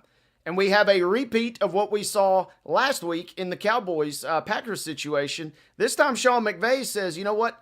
I'm not going. I'm not settling. I know there was about 2 minutes left, and maybe the 49ers could have worked themselves into their own field goal and maybe stolen the game back at the death. But the Rams said, no, give us the win. We're not settling for a tie. And going forward on 4th down, McVay comes out and says he didn't do a great job with the play call, but I love the guts. We didn't come all the way and play all this game to tie and to try and settle, quote unquote, for a tie. You're relying on your defense to hold them to a tie at that point. So I like the move. I like the call. It just didn't work out. But yes, credit to the 49ers who are now, 4-1 and have gotten a 3-0 start on all road games thus far. That ain't bad. So especially in this league. So definitely be something to keep an eye on as the season progresses. They've already got 3 wins on the road under their belt. The 49ers do, without basically Brock Purdy and at least 2 of their key receivers. So yeah, and Mac Jones, last night, I don't know if you saw the clips. He's throwing up on the sidelines. The guy literally had no more fluid in his body to puke, and he rallies and gets back in the game.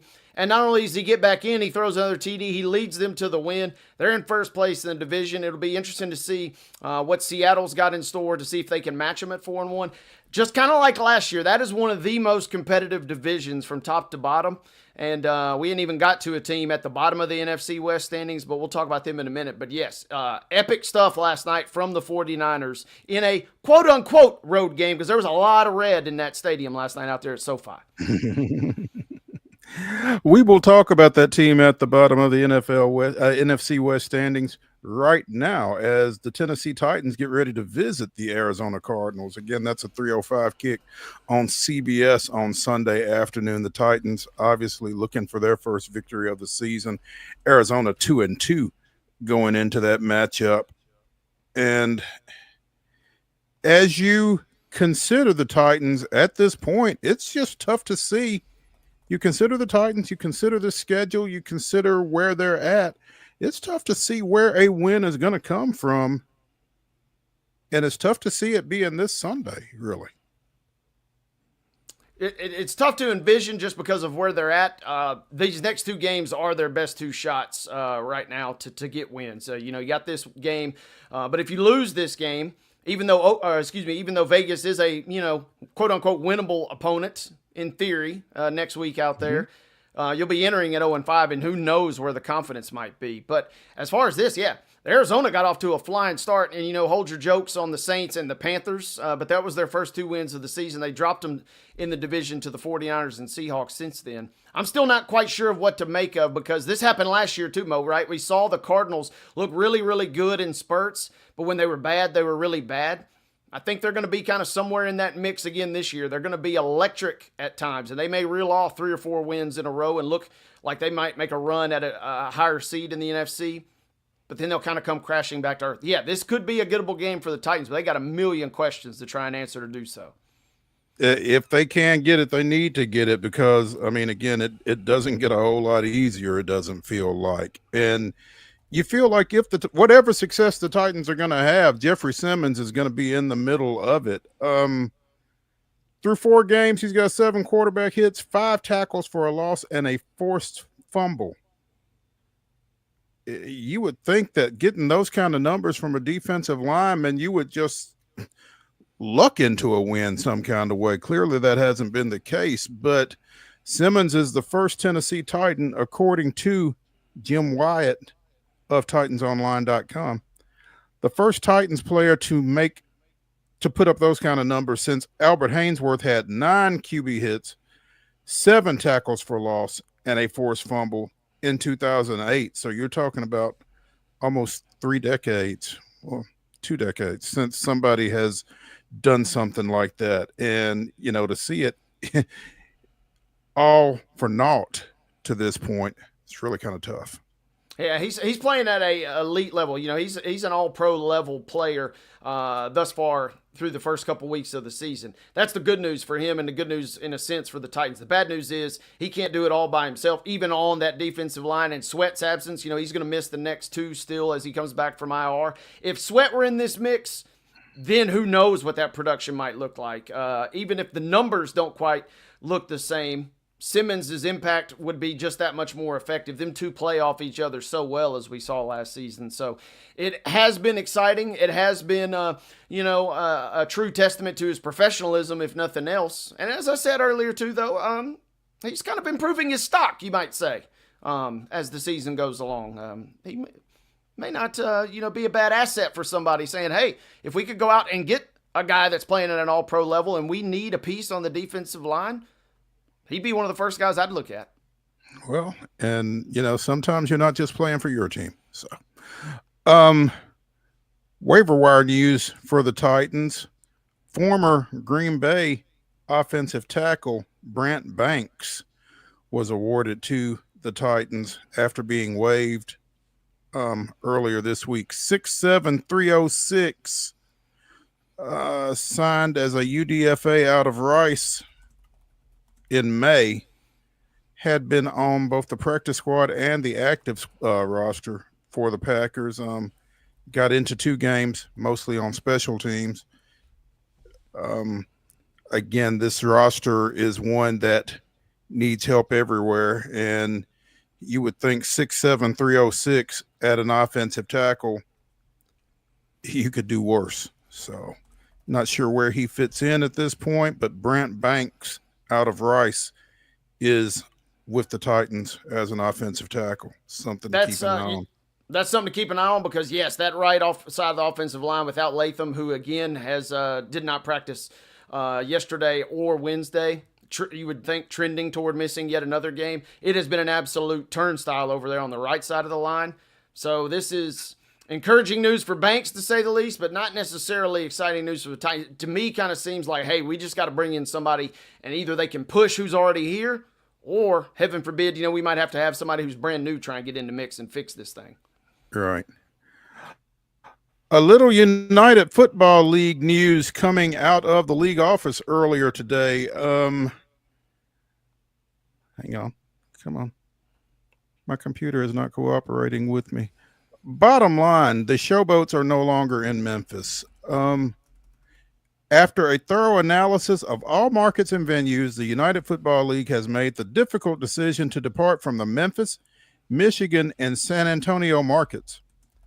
Unfortunately, due to stadium constraints, the available venues in these areas do not align with our new vision of focusing on smaller, more intimate settings that elevate the fan experience.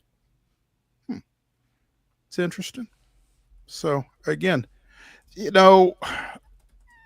attendance in Memphis had not been great the last couple of years, and particularly this past season, and this was something that we kind of conjectured at as the season progressed. Well, we've got official word.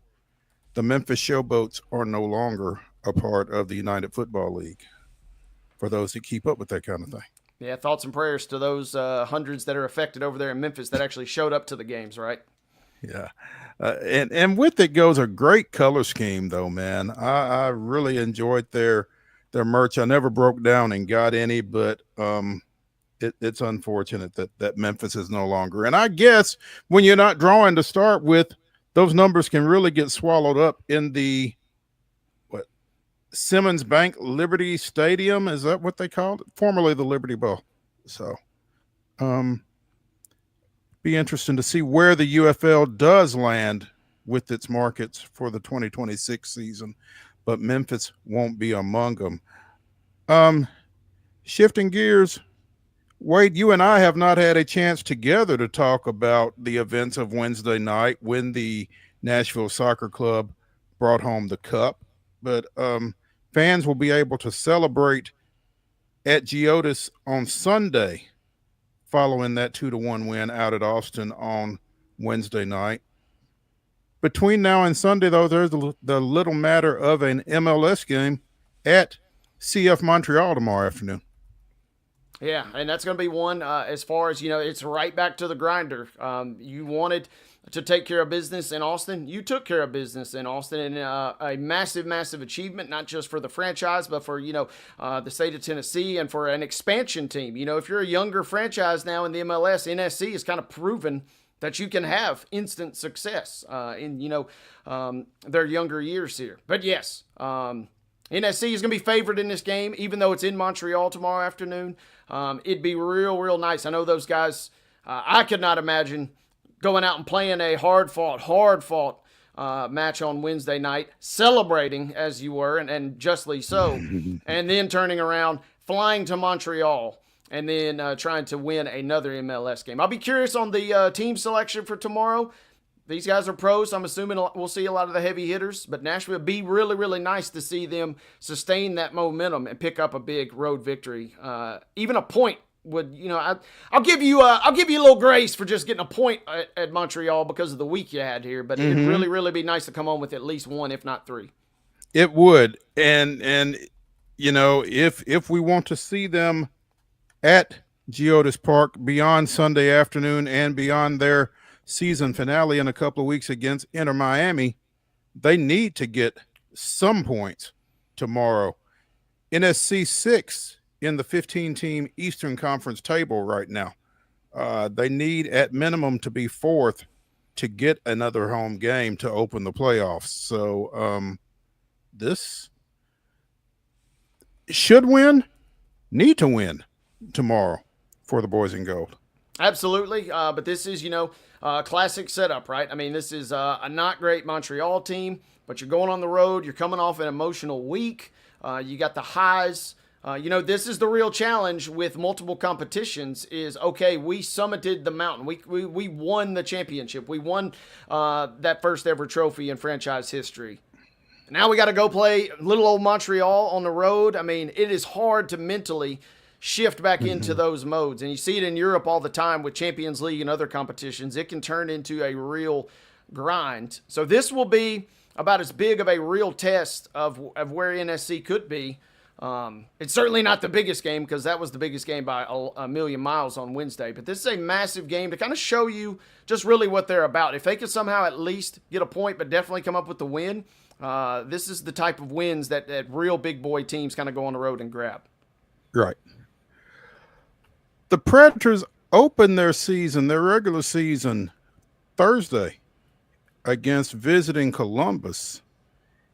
Doesn't look like at this point Luke Evangelista is going to be around for that season opener. When is Luke Evangelista going to be around? It's a good question. Negotiations are, I guess, ongoing, but it has been reported that the first offer that the Predators made to the young forward was 2 years with a AAV of $1 million per.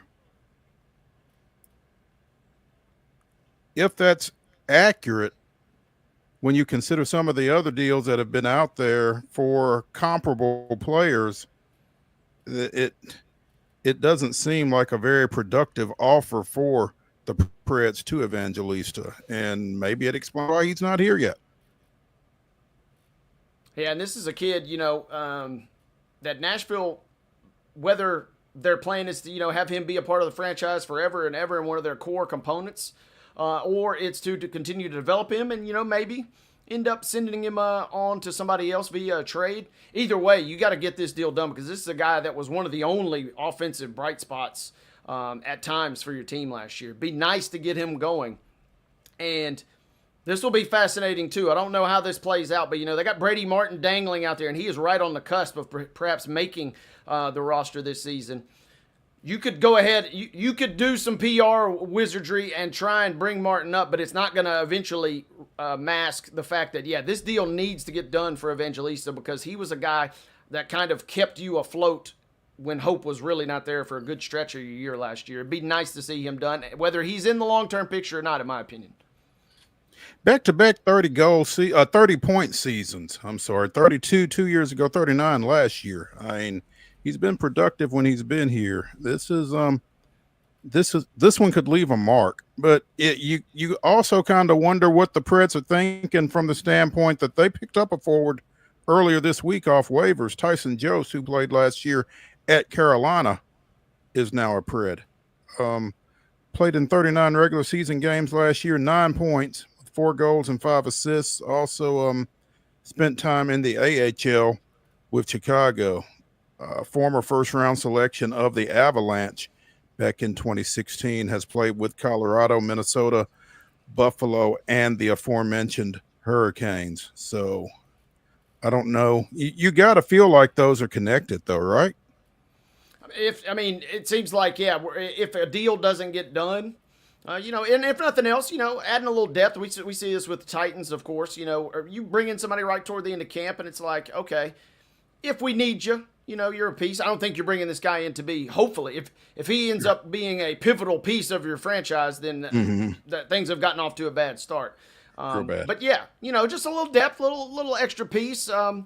We've seen some injuries pop up, early in the season. The Panthers have already dealt with a handful too. So a little depth never hurt nobody. But yes, long-term picture, maybe not for the Preds, I would imagine. Yeah. NASCAR Cup Series playoffs go to Charlotte this weekend. This is the final race in the round of 12, and it's a pivotal race for Ross Chastain, Bubba Wallace, Tyler Reddick, and Austin Cindric, all of whom are on the outside looking in at the round of 8 as of right now. Only one of them can win, so 3 of those guys are headed home or heading into non-playoff driver status for the remainder of the season following Charlotte. So big race, particularly for those 4 guys Sunday. Yeah, and if you don't make the cut, it's got to be a fascinating mental shift because you go from being in complete contention to my initial inclination would be, well, if I can't win it, I'm going to make sure so-and-so doesn't, right? I'm going to do everything I got to do to play spoilers. So be fascinated to kind of see how that all plays out as we come down the stretch here. Let's take a break Hey, here. real quick, Mo, I did want to mention for that U.S. Open Cup trophy party, tickets are free. That event is at 5 o'clock, but you do have to RSVP. You can find that at NashvilleSC.com. Make sure you check that out because you do need an official ticket, even though it's a free event. There we go. A little public service announcement. Yeah, we brought it up, so I wanted to at least, for the folks that wanted to, maybe the Titans game gets out of hand by halftime and you want to go ahead and head on out to the block party, there's how you can do it. There we go. Let's take a break here as we continue the weekend warm-up edition of Main Street Sports Today, presented by the Tennessee Orthopedic Alliance of Columbia. When we come back, we'll be joined by Nick Kelly to talk a little college football, Southeastern Conference style. Stick around.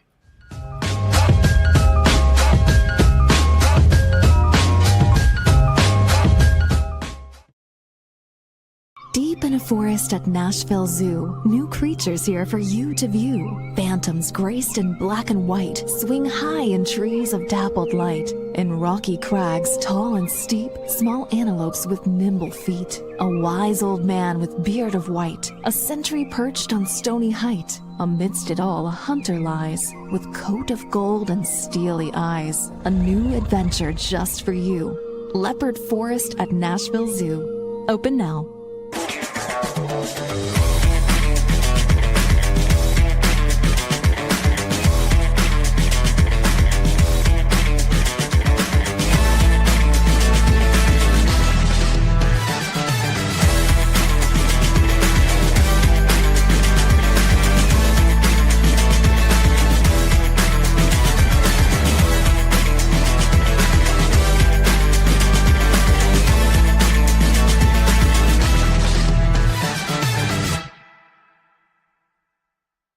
Jones & Lang Sporting Goods here in Columbia has been outfitting teams, officials, and anybody else from T-ball to college for 50-plus years. Be sure and check them out at 931-388-8060 or online at jonesandlang.com. Jones & Lang Sporting Goods, the look of a winner.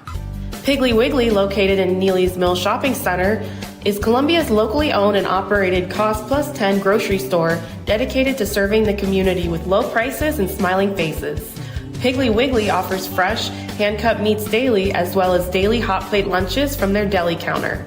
You're certain to see smiling faces and a helping hand when you're here at Piggly Wiggly. Come by and check out our fresh produce, high-quality meats, and more. Down home, down the street, we'll see you at the Pig.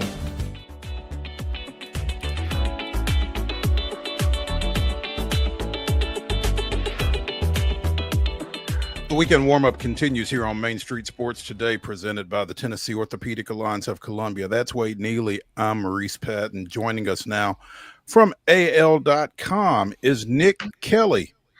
As we mentioned earlier in the show, big college football game in Tuscaloosa, Alabama tomorrow, where the 10th-ranked Alabama Crimson Tide hosts number 16 Vanderbilt. Nick, good afternoon. Thanks for joining us. Hey guys, good to be with you. Yeah, we're used to, I think, Tuscaloosa being the center of the college football world at times, but for Vanderbilt to be the other half of that formula is a pretty wild place to be. And frankly, if you told someone that maybe 2 years ago that Alabama Vanderbilt would be a ranked game and College Game Day would be there, they might check your sanity, make sure you're doing all right, make sure you hadn't hit your head. Yet here we are. And Vanderbilt will be entering with a win in the last two times these teams met, right? I know. That's what's wild. I mean, if Vanderbilt wins this game, this will be the first back-to-back winning streak, if you will, for Vanderbilt against Alabama since the 50s. So it's been, almost 70 years. So to your point, I don't even know if they would check your sanity, Nick. I think they would probably just check you in somewhere. But there's a nice piece on yahoosports.com yesterday. I was reading it by Nick Wolkin, who I believe is, not Nick Wolkin, Dan Wolkin, who is a Vanderbilt graduate, I believe. And in it, you could really kind of tell with the insight that he was writing that article with. But on the, the resurgence of Vanderbilt football and Vanderbilt athletics as a whole. It's a nice piece. Go check it out if you're interested. But Nick, in light of Vanderbilt's win in this series last year, what have you seen out of this Alabama team in its preparation this week under second-year coach Kalen DeBoer? It seems different than it was a year ago. I think that this game was viewed maybe as a trap game, and Alabama was riding that high from the Georgia game, an emotional game, a really fun game. It wasn't just a good win. It was a very exciting game. Even if you weren't a fan of Alabama or Georgia back in that 2024 game, Ryan Williams, announced himself to the college football world with that game. So there was a lot of emotion. There was a lot of, hey, Nick Saban, who kind of vibe. And I think it was hard to pivot to a team that had historically been a punching bag in the SEC and come into that game and prepare for it properly. I mean, these people are humans. They're young men. They're human beings. And I'm not surprised there's a hangover. But now you fast forward to this year, it's kind of fool me once, shame on Vanderbilt, fool me twice, shame on Alabama. And Alabama's refocused. I mean, they say we remember what happened a year ago. And I think they also want to prove that this is a different team. It's a different year, where last year they didn't handle success well. They didn't respond well at times. It would be a roller coaster of up and down. I think they want to prove that's not the case here. But then again, this is a good Vanderbilt team. So this is not like a team that they have to try not to overlook. I mean, it's a ranked game.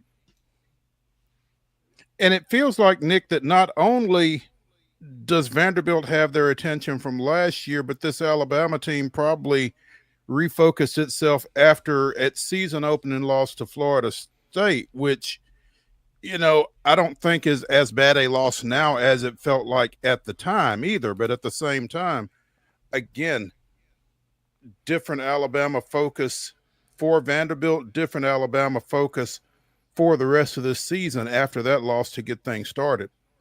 Without a doubt, I think that's a key difference that you point out, because Alabama didn't have a loss going into Nashville last year and playing Vanderbilt. This year they do. They had that embarrassing loss. And Nick Saban used to tell his players all the time, an embarrassed team is a dangerous team. Alabama got embarrassed. Alabama looked bad in that week 1 game, and you don't quickly wash that off of you. And so I think that has motivated them. And that's why you've seen ever since that game a team that looks like it has an edge, looks motivated. And I think that woke them up. And so maybe in hindsight, you look back at the season as a whole, you might say that Florida State game was real pivotal for Alabama. But I think at the time it certainly felt like, oh no, what's about to happen this season? So we'll see. There's a lot of tough games left, but I do think that Florida State game really helped focus this group. Nick, as Alabama obviously has kind of tried to distance himself as much as possible from FSU. Ty Simpson was squarely in everybody's crosshairs as that game kind of unfolded. But he has kind of grown up. The little baby's grown up right before our very eyes, right? And I'm curious, what have you maybe seen from him that either you like or you maybe think that is even still to come for this guy as he kind of continues to emerge as one of the better quarterbacks in the SEC at this juncture? Martin, Tennessee's own, right? Right. He's a guy who has rose up the ranks from, becoming a 5-star quarterback. And that's kind of what was interesting. I think a lot of the discourse, just because Ty did not start prior to this season, that we almost treated him nationally. I say we just from a national media perspective. It's almost like he was talked about as if he was a walk-on, like a Stetson Bennett type. I mean, this guy was a 5-star quarterback, and Nick Saban recruited him. Nick Saban wanted him.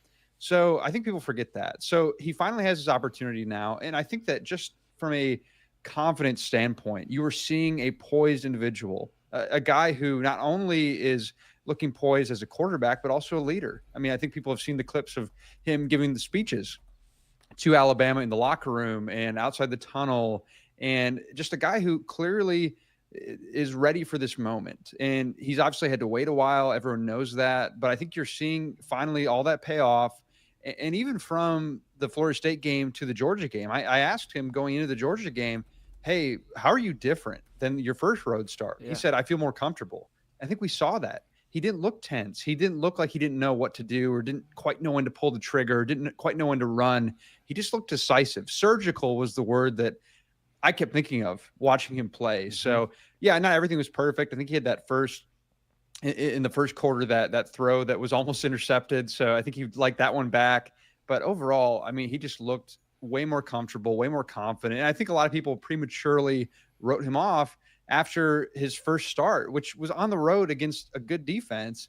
And so all of a sudden people are saying, oh no, this guy can't, do they need to look at someone else? And it's like, no, just have some patience, see what he does once he gets some good reps under his belt.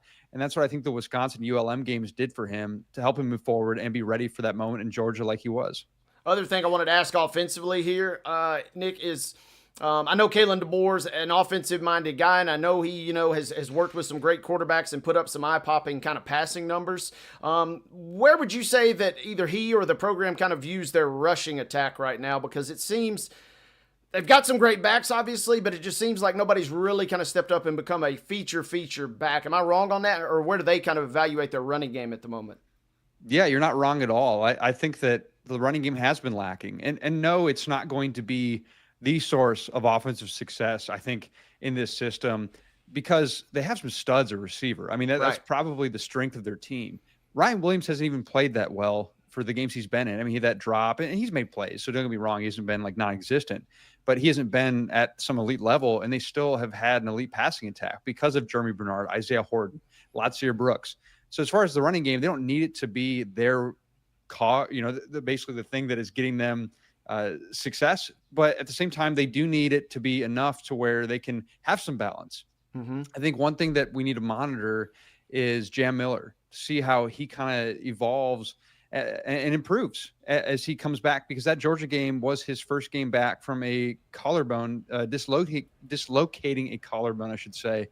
And so, yeah, I think it made sense that he wasn't at an elite level in that first game back, and plus a good Georgia run defense. So yeah, we'll kind of see how he progresses as he gets more games under his belt, because that was his first game. So to me, he's the answer. They need him to return to what he's done before. He's an experienced guy. He's made plays before. So they need him to come back and really continue to block well and trying to make sure they open holes for him. And so we'll kind of see how it progresses, but I think you're right. It needs to be better. Nick Kelly of AL.com joining us here on Main Street Sports today, presented by the Tennessee Orthopedic Alliance of Columbia. Nick, going back to Ty Simpson for just a second, you mentioned he's from Martin, Tennessee. His dad, Jason Simpson, is the coach at UT Martin. Where do you see the coach's son come out in Ty as you watch him? I'll give you one small example I thought of. I think it was after either the Wisconsin game or the ULM game, where Ty walks out for his interviews, and the quarterback usually goes to there's like the podium that DeBoer talks at in Bryant-Denny. Afterward, a lot of the other players go throughout the room, but just because so many people want to talk to the quarterback, they figure that's maybe the best spot to put him. He walks up, he's holding stats. He's got a stat sheet that he wants to look from and pull from, and as he talks to reporters. Normally you don't see players walk up with a stat sheet. So to me, that was this is the son of a coach. But that's just one small way. I think just his presence and wanting to lead and really just trying to uplift teammates, trying to, you get the sense that, yeah, this guy's been around coaching, not just from even Jason Simpson, but also you think about Nick Saban. I mean, Ty Simpson has talked to Nick Saban in other capacities since Saban retired to get his opinion, his take. So, yeah, I think Ty wants to become a coach. He said that before. Whenever he's done playing football, maybe a long time from now, he wants to become a coach like his dad. And so, yeah, you definitely get, just as he's thinking about things, as he's processing things, you can tell that this guy grew up around coaches. It's pretty amazing to me that we have talked this long about a game involving Vanderbilt, and we have not mentioned the name Diego Pavia. I was waiting. Understandably, but, I think as you watch this Vanderbilt team, I think it's kind of dangerous if you think of them as Diego Pavia and the gang also. Yeah, it's interesting because I do think that they have more around Diego than they had last year. But a lot of the same kind of cast of characters, though, or the villains, if you will, for Alabama are back. Eli Stowers back. Blanking his first name, but Sherrill at receiver. He's back. I mean, the running back as well. So, yeah, I think there's a lot of dudes there that can still give them problems, gave them problems a year ago. And it's going to be fascinating to see if Alabama can adapt. And because overall, it's not just against Diego Pavia and Vanderbilt's offense. Alabama's struggled to stop the run of late. This is not a run defense that has been elite. And we saw it against Florida State. So can Alabama stop a mobile quarterback? That's been a struggle at times under Kane Womack and his defense the past season and change. So it's going to be fascinating to see, but I think the biggest key is going to come down to third downs. Can Alabama prevent Vanderbilt from getting third down conversions? I mean, I think they were 12 for 18 a season ago in Nashville. So yeah, Alabama really needs to slow them down, and that starts with Diego Pavia, but it goes far past him. Worst case scenario, Alabama drops this game. Worst loss, Florida State or Vanderbilt?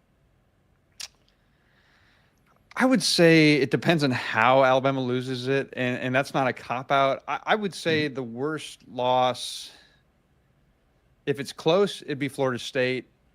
But if it's not close, I'd say Vanderbilt, because you're at home. I mean, Alabama's struggles on the road are well documented. Hey, first game of the season, Florida State might not be a bad team. Versus Gus Malzahn, noted Bama killer. Right, exactly. So I think there's no shame in that. I mean, obviously there is some shame in how they played in that game, especially from an effort standpoint. But yeah, I think it just all comes down to how would they lose the game to Vanderbilt, because obviously Vanderbilt's a good team. Vanderbilt's not just a good story anymore. Vanderbilt is a good team. We'll see how good of a team. I think we need to see the Commodores against a few more teams before we can determine them a really good team. But so far, it's a quality football team. So I don't think there's a shame in losing to them. But losing them at home, a place that Kalen DeBoer has not lost yet, would be notable. Nick, I wanted to ask you, too. You had pinned this online, and I was glad to see this. Make of what you will about Theo Vaughn being your guest picker for this weekend. But how do we not get James Spann, the Alabama meteorologist legend, who has his own following? How do you? I'm glad you explored that, because how does he not get the nod down there in Tuscaloosa this weekend?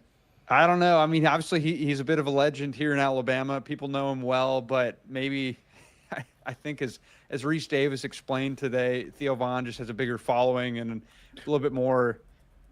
A little more humor, maybe appeals more to a national audience. But yeah, there's a lot of Alabama fans upset because Game Day seems to find ways to maybe get some non-Alabama folks in that spot. But Reese Davis's retort to that was, well, we got an Alabama guy every week, Nick Saban. No one complains about that kind of thing. So I don't know. It just shows you the passion people have when they're upset about it.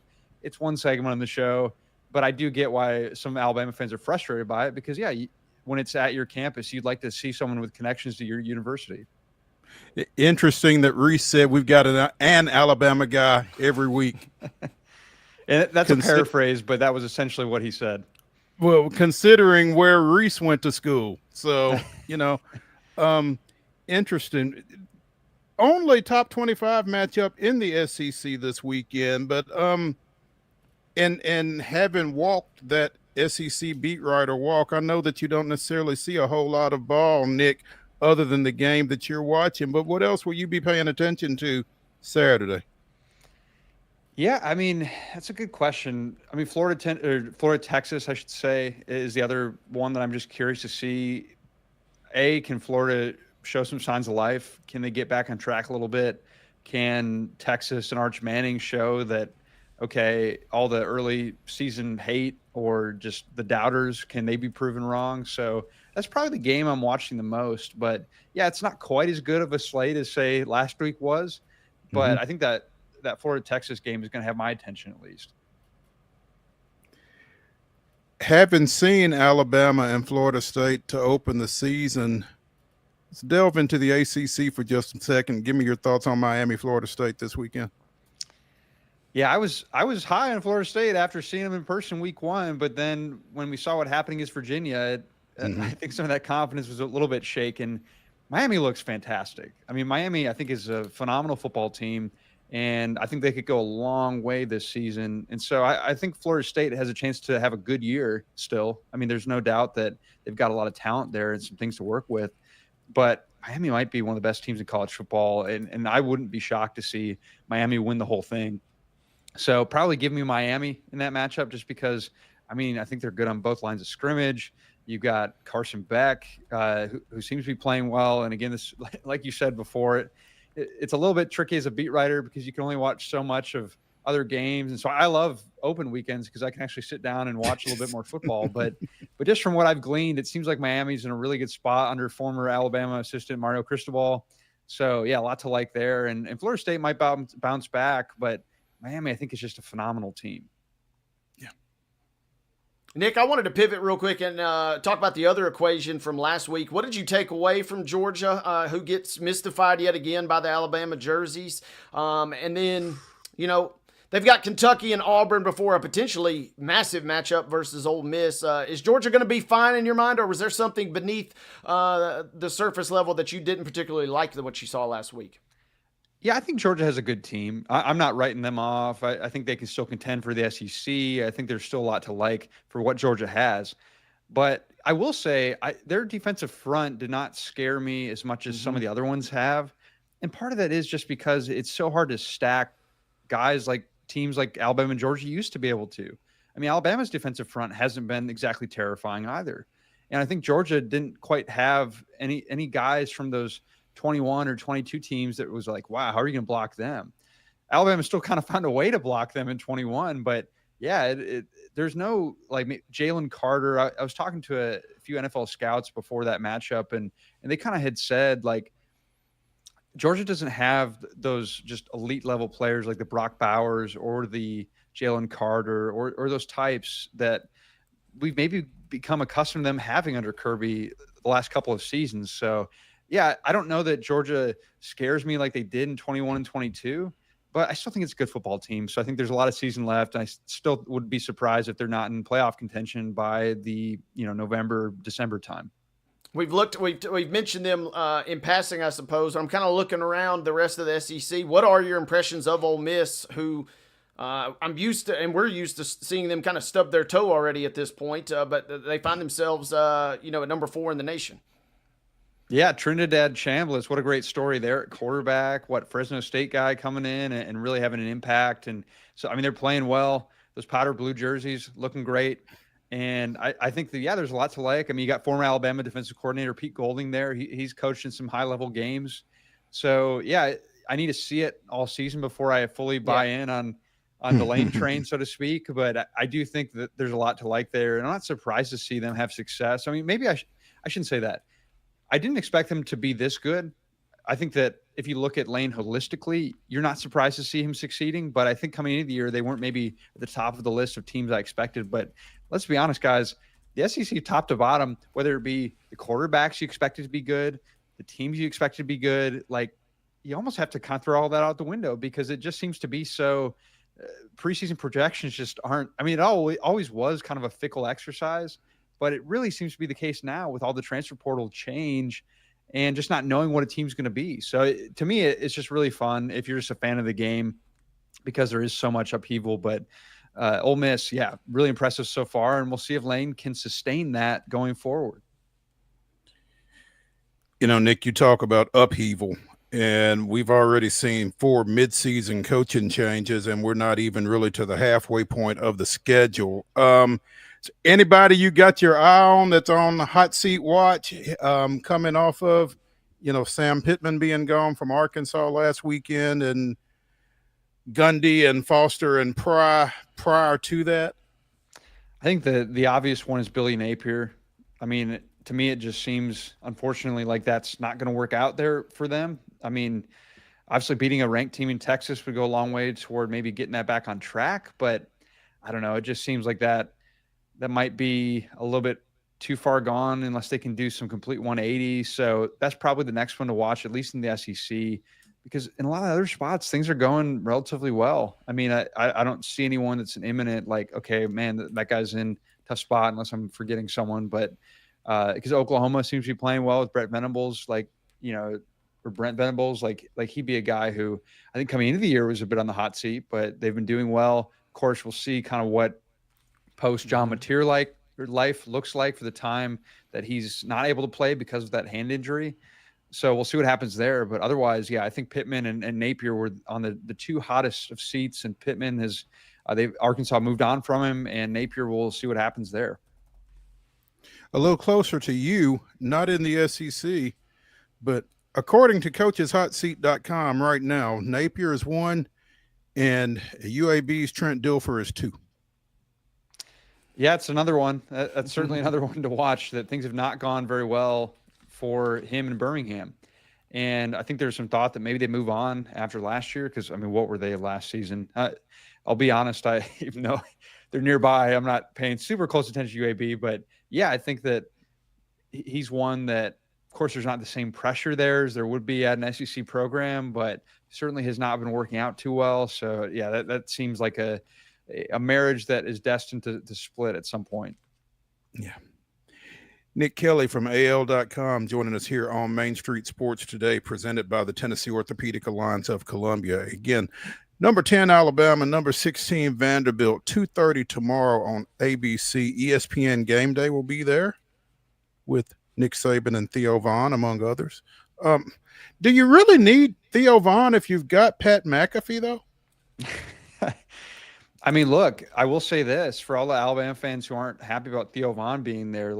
I don't know if it was the last time he was there, but I do know in recent memory he was there on game day when Alabama beat Georgia in the SEC championship game in 2023.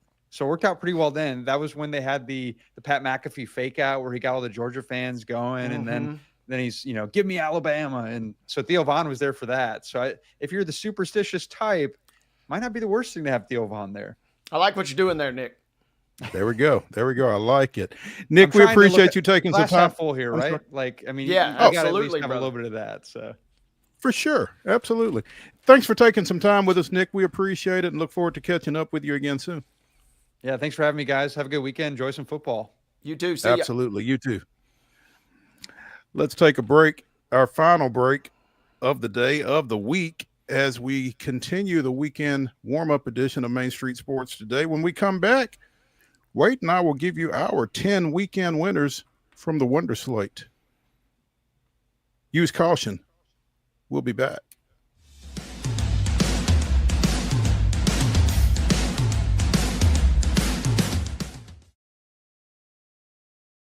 Being in Tennessee, we wanted to try to keep it as local as possible, so we have an entire section of our menu that is just dedicated to local whiskeys like Uncle Nearest, Jack Daniels, of course, George Dickel, Nelson Brothers, Greenbrier whiskey, and all of our taps are all local.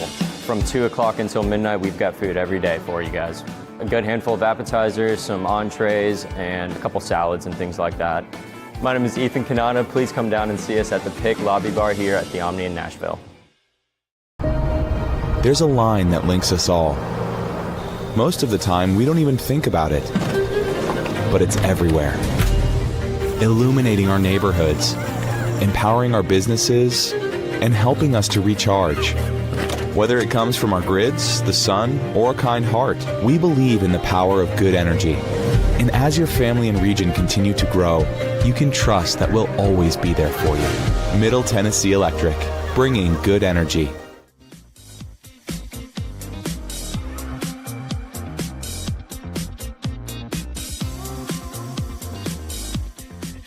It's the final segment of the weekend warm-up edition of Main Street Sports Today, presented by the Tennessee Orthopedic Alliance of Columbia.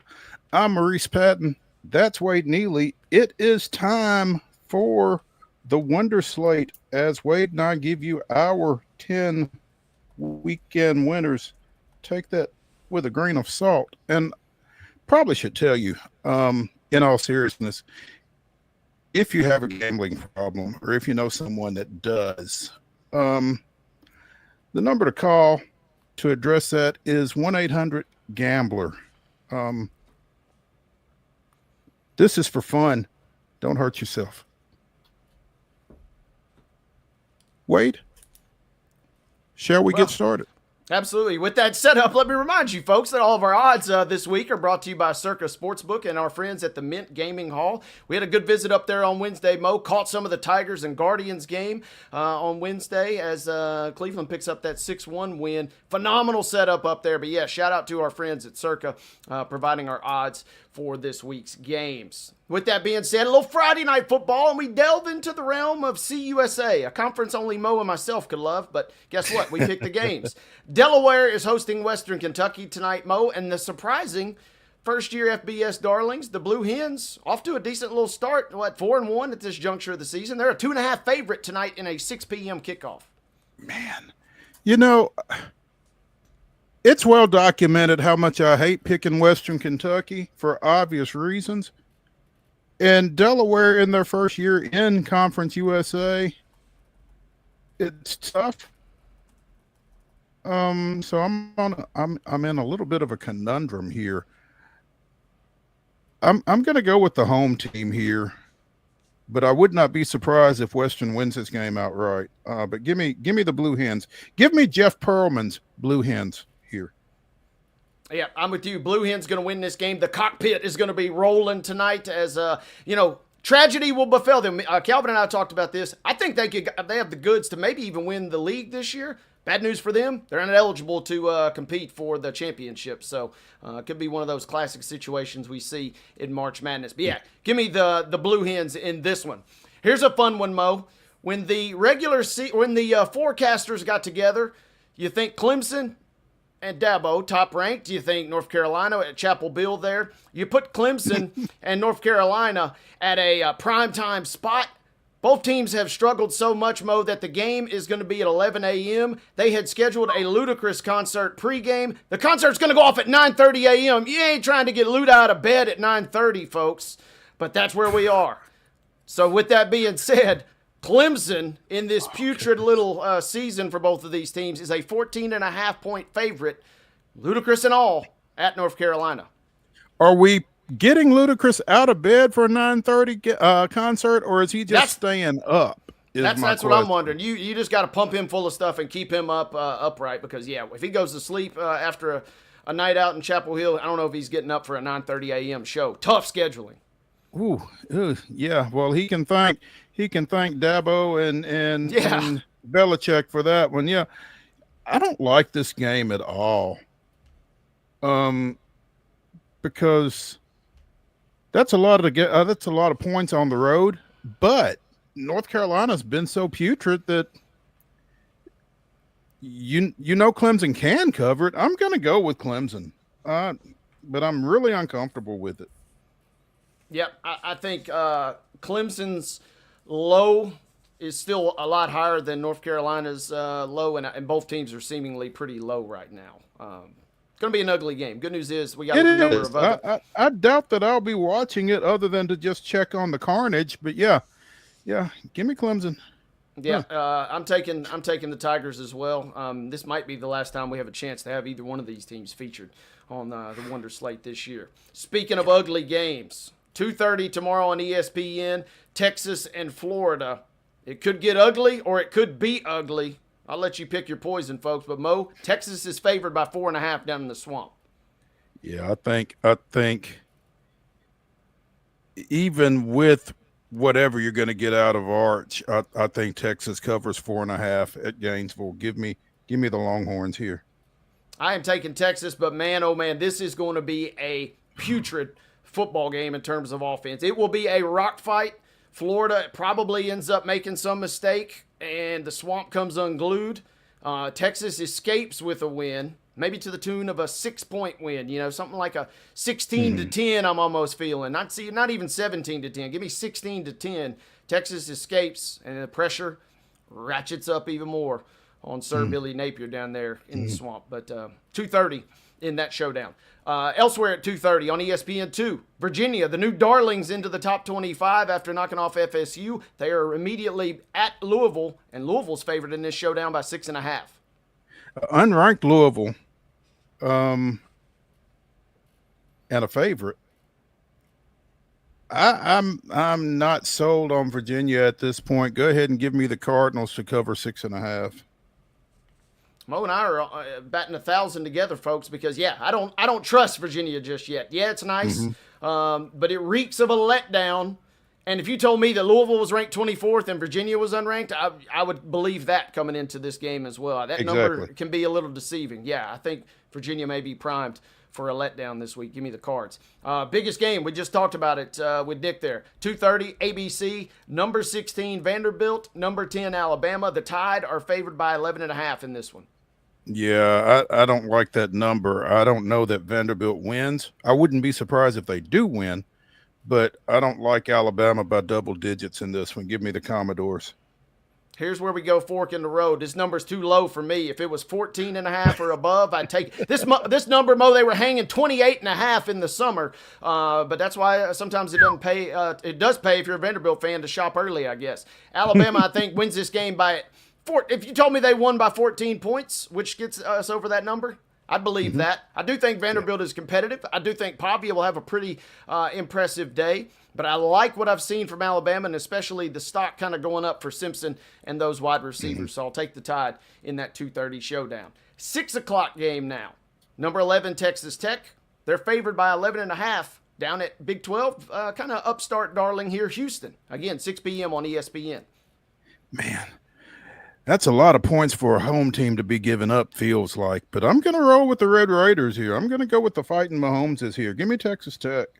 Yep, best team maybe that money can buy. At least they're working their way toward it. Texas Tech, I think this game is close early. I think maybe even it creeps into the fourth quarter within the realm of 3 or 7 points, but I think Texas Tech pulls away down the stretch. Both teams have covered the spread all but one time in their games, but I think TTU covers coming into this weekend. Speaking of Big 12, we move along to another Big 12 showdown. 6:30 on Big Fox. Colorado is at TCU, and the spread is 13.5, favoring the Frogs. I hesitate to take the Frogs, but I'm going to take the Frogs right here. And they're on watch for sure. But give me TCU at home. TCU is my pick as well. 2 reasons. Number one, Ralphie ain't going to be there. Colorado has played 2 games in a row at home now. And, you know, I know they struggled at times last week versus BYU, but looked pretty competitive. Beat Wyoming the week prior. Different ball game on the road, and TCU is going to be out for revenge after Dion and company upset them 2 years ago to kind of really put Colorado on the map. I think TCU, if given the opportunity, will win this by 60. I don't think they'll get to that number, but I think they'll cover 13.5. Give me the Frogs. Other 6:30 kickoff. SEC Network will feature Mississippi State at number 6, Texas A&M. Mo, Texas A&M is favored by 16.5. I like Texas A&M to win this game. I do not like that number. I saw the way Mississippi State fought last week, had Tennessee on the ropes. Probably should have won that game. Give me Jeff Lebby and the Dogs on the road to cover. Yeah, you and I are in lockstep this week. I'm feeling what you just said. Mississippi State, you know, we didn't know a lot about them last week. Their first kind of real big test since Arizona State. They look pretty good. And if this number were 13.5, I might blink at Texas A&M. But 17 is a mighty big number, and I like what Shapen and quarterback play has done there at Mississippi State. I'm taking the Dogs in this one. Final 2 games of the weekend. Number 3, Miami at number 18, FSU. This game is a 7:30 kickoff. You can see it on ABC. And Mo, the Hurricanes are favored by 4.5. Yeah, you know, as we were just talking to Nick a second ago, I like Miami at this number. I like Miami by about a touchdown in this ball game, I think, even on the road. Give me the Hurricanes here. This feels like a Miami 27-20, you know, something of that nature. Yeah, I think they win by about 7 points. This also feels like a Miami stumble game. They've been known to lay some stinkers in the regular season under Cristobal the last couple of years, but I'm with you. I'm taking the Hurricanes. Final game of the night. You got to stay up till 9:30 on ESPN if you want to watch Duke, who goes for an ACC showdown at Cal, and Duke is favored by 2.5. And you got to stay up till 9:30 here, which means you got to stay up till 10:30 in Durham. And I don't think that time change does Duke a whole lot of good. I'm going with the Bears here. I'm taking the Bears too. Give me, they're my sneaky pick to maybe make the ACC title game. What a story that would be. Cal wins that game, in my opinion. 9:30 on ESPN to cap the Wonder Slate. There we go. That is the Wonder Slate. This has been the weekend warm-up. This is Main Street Sports Today, presented by the Tennessee Orthopedic Alliance of Columbia. Thank y'all for joining us. Join us again Monday at 2 o'clock. It'll be me and Wade taking you through the events of the weekend. Y'all have a great one. We'll see you again Monday.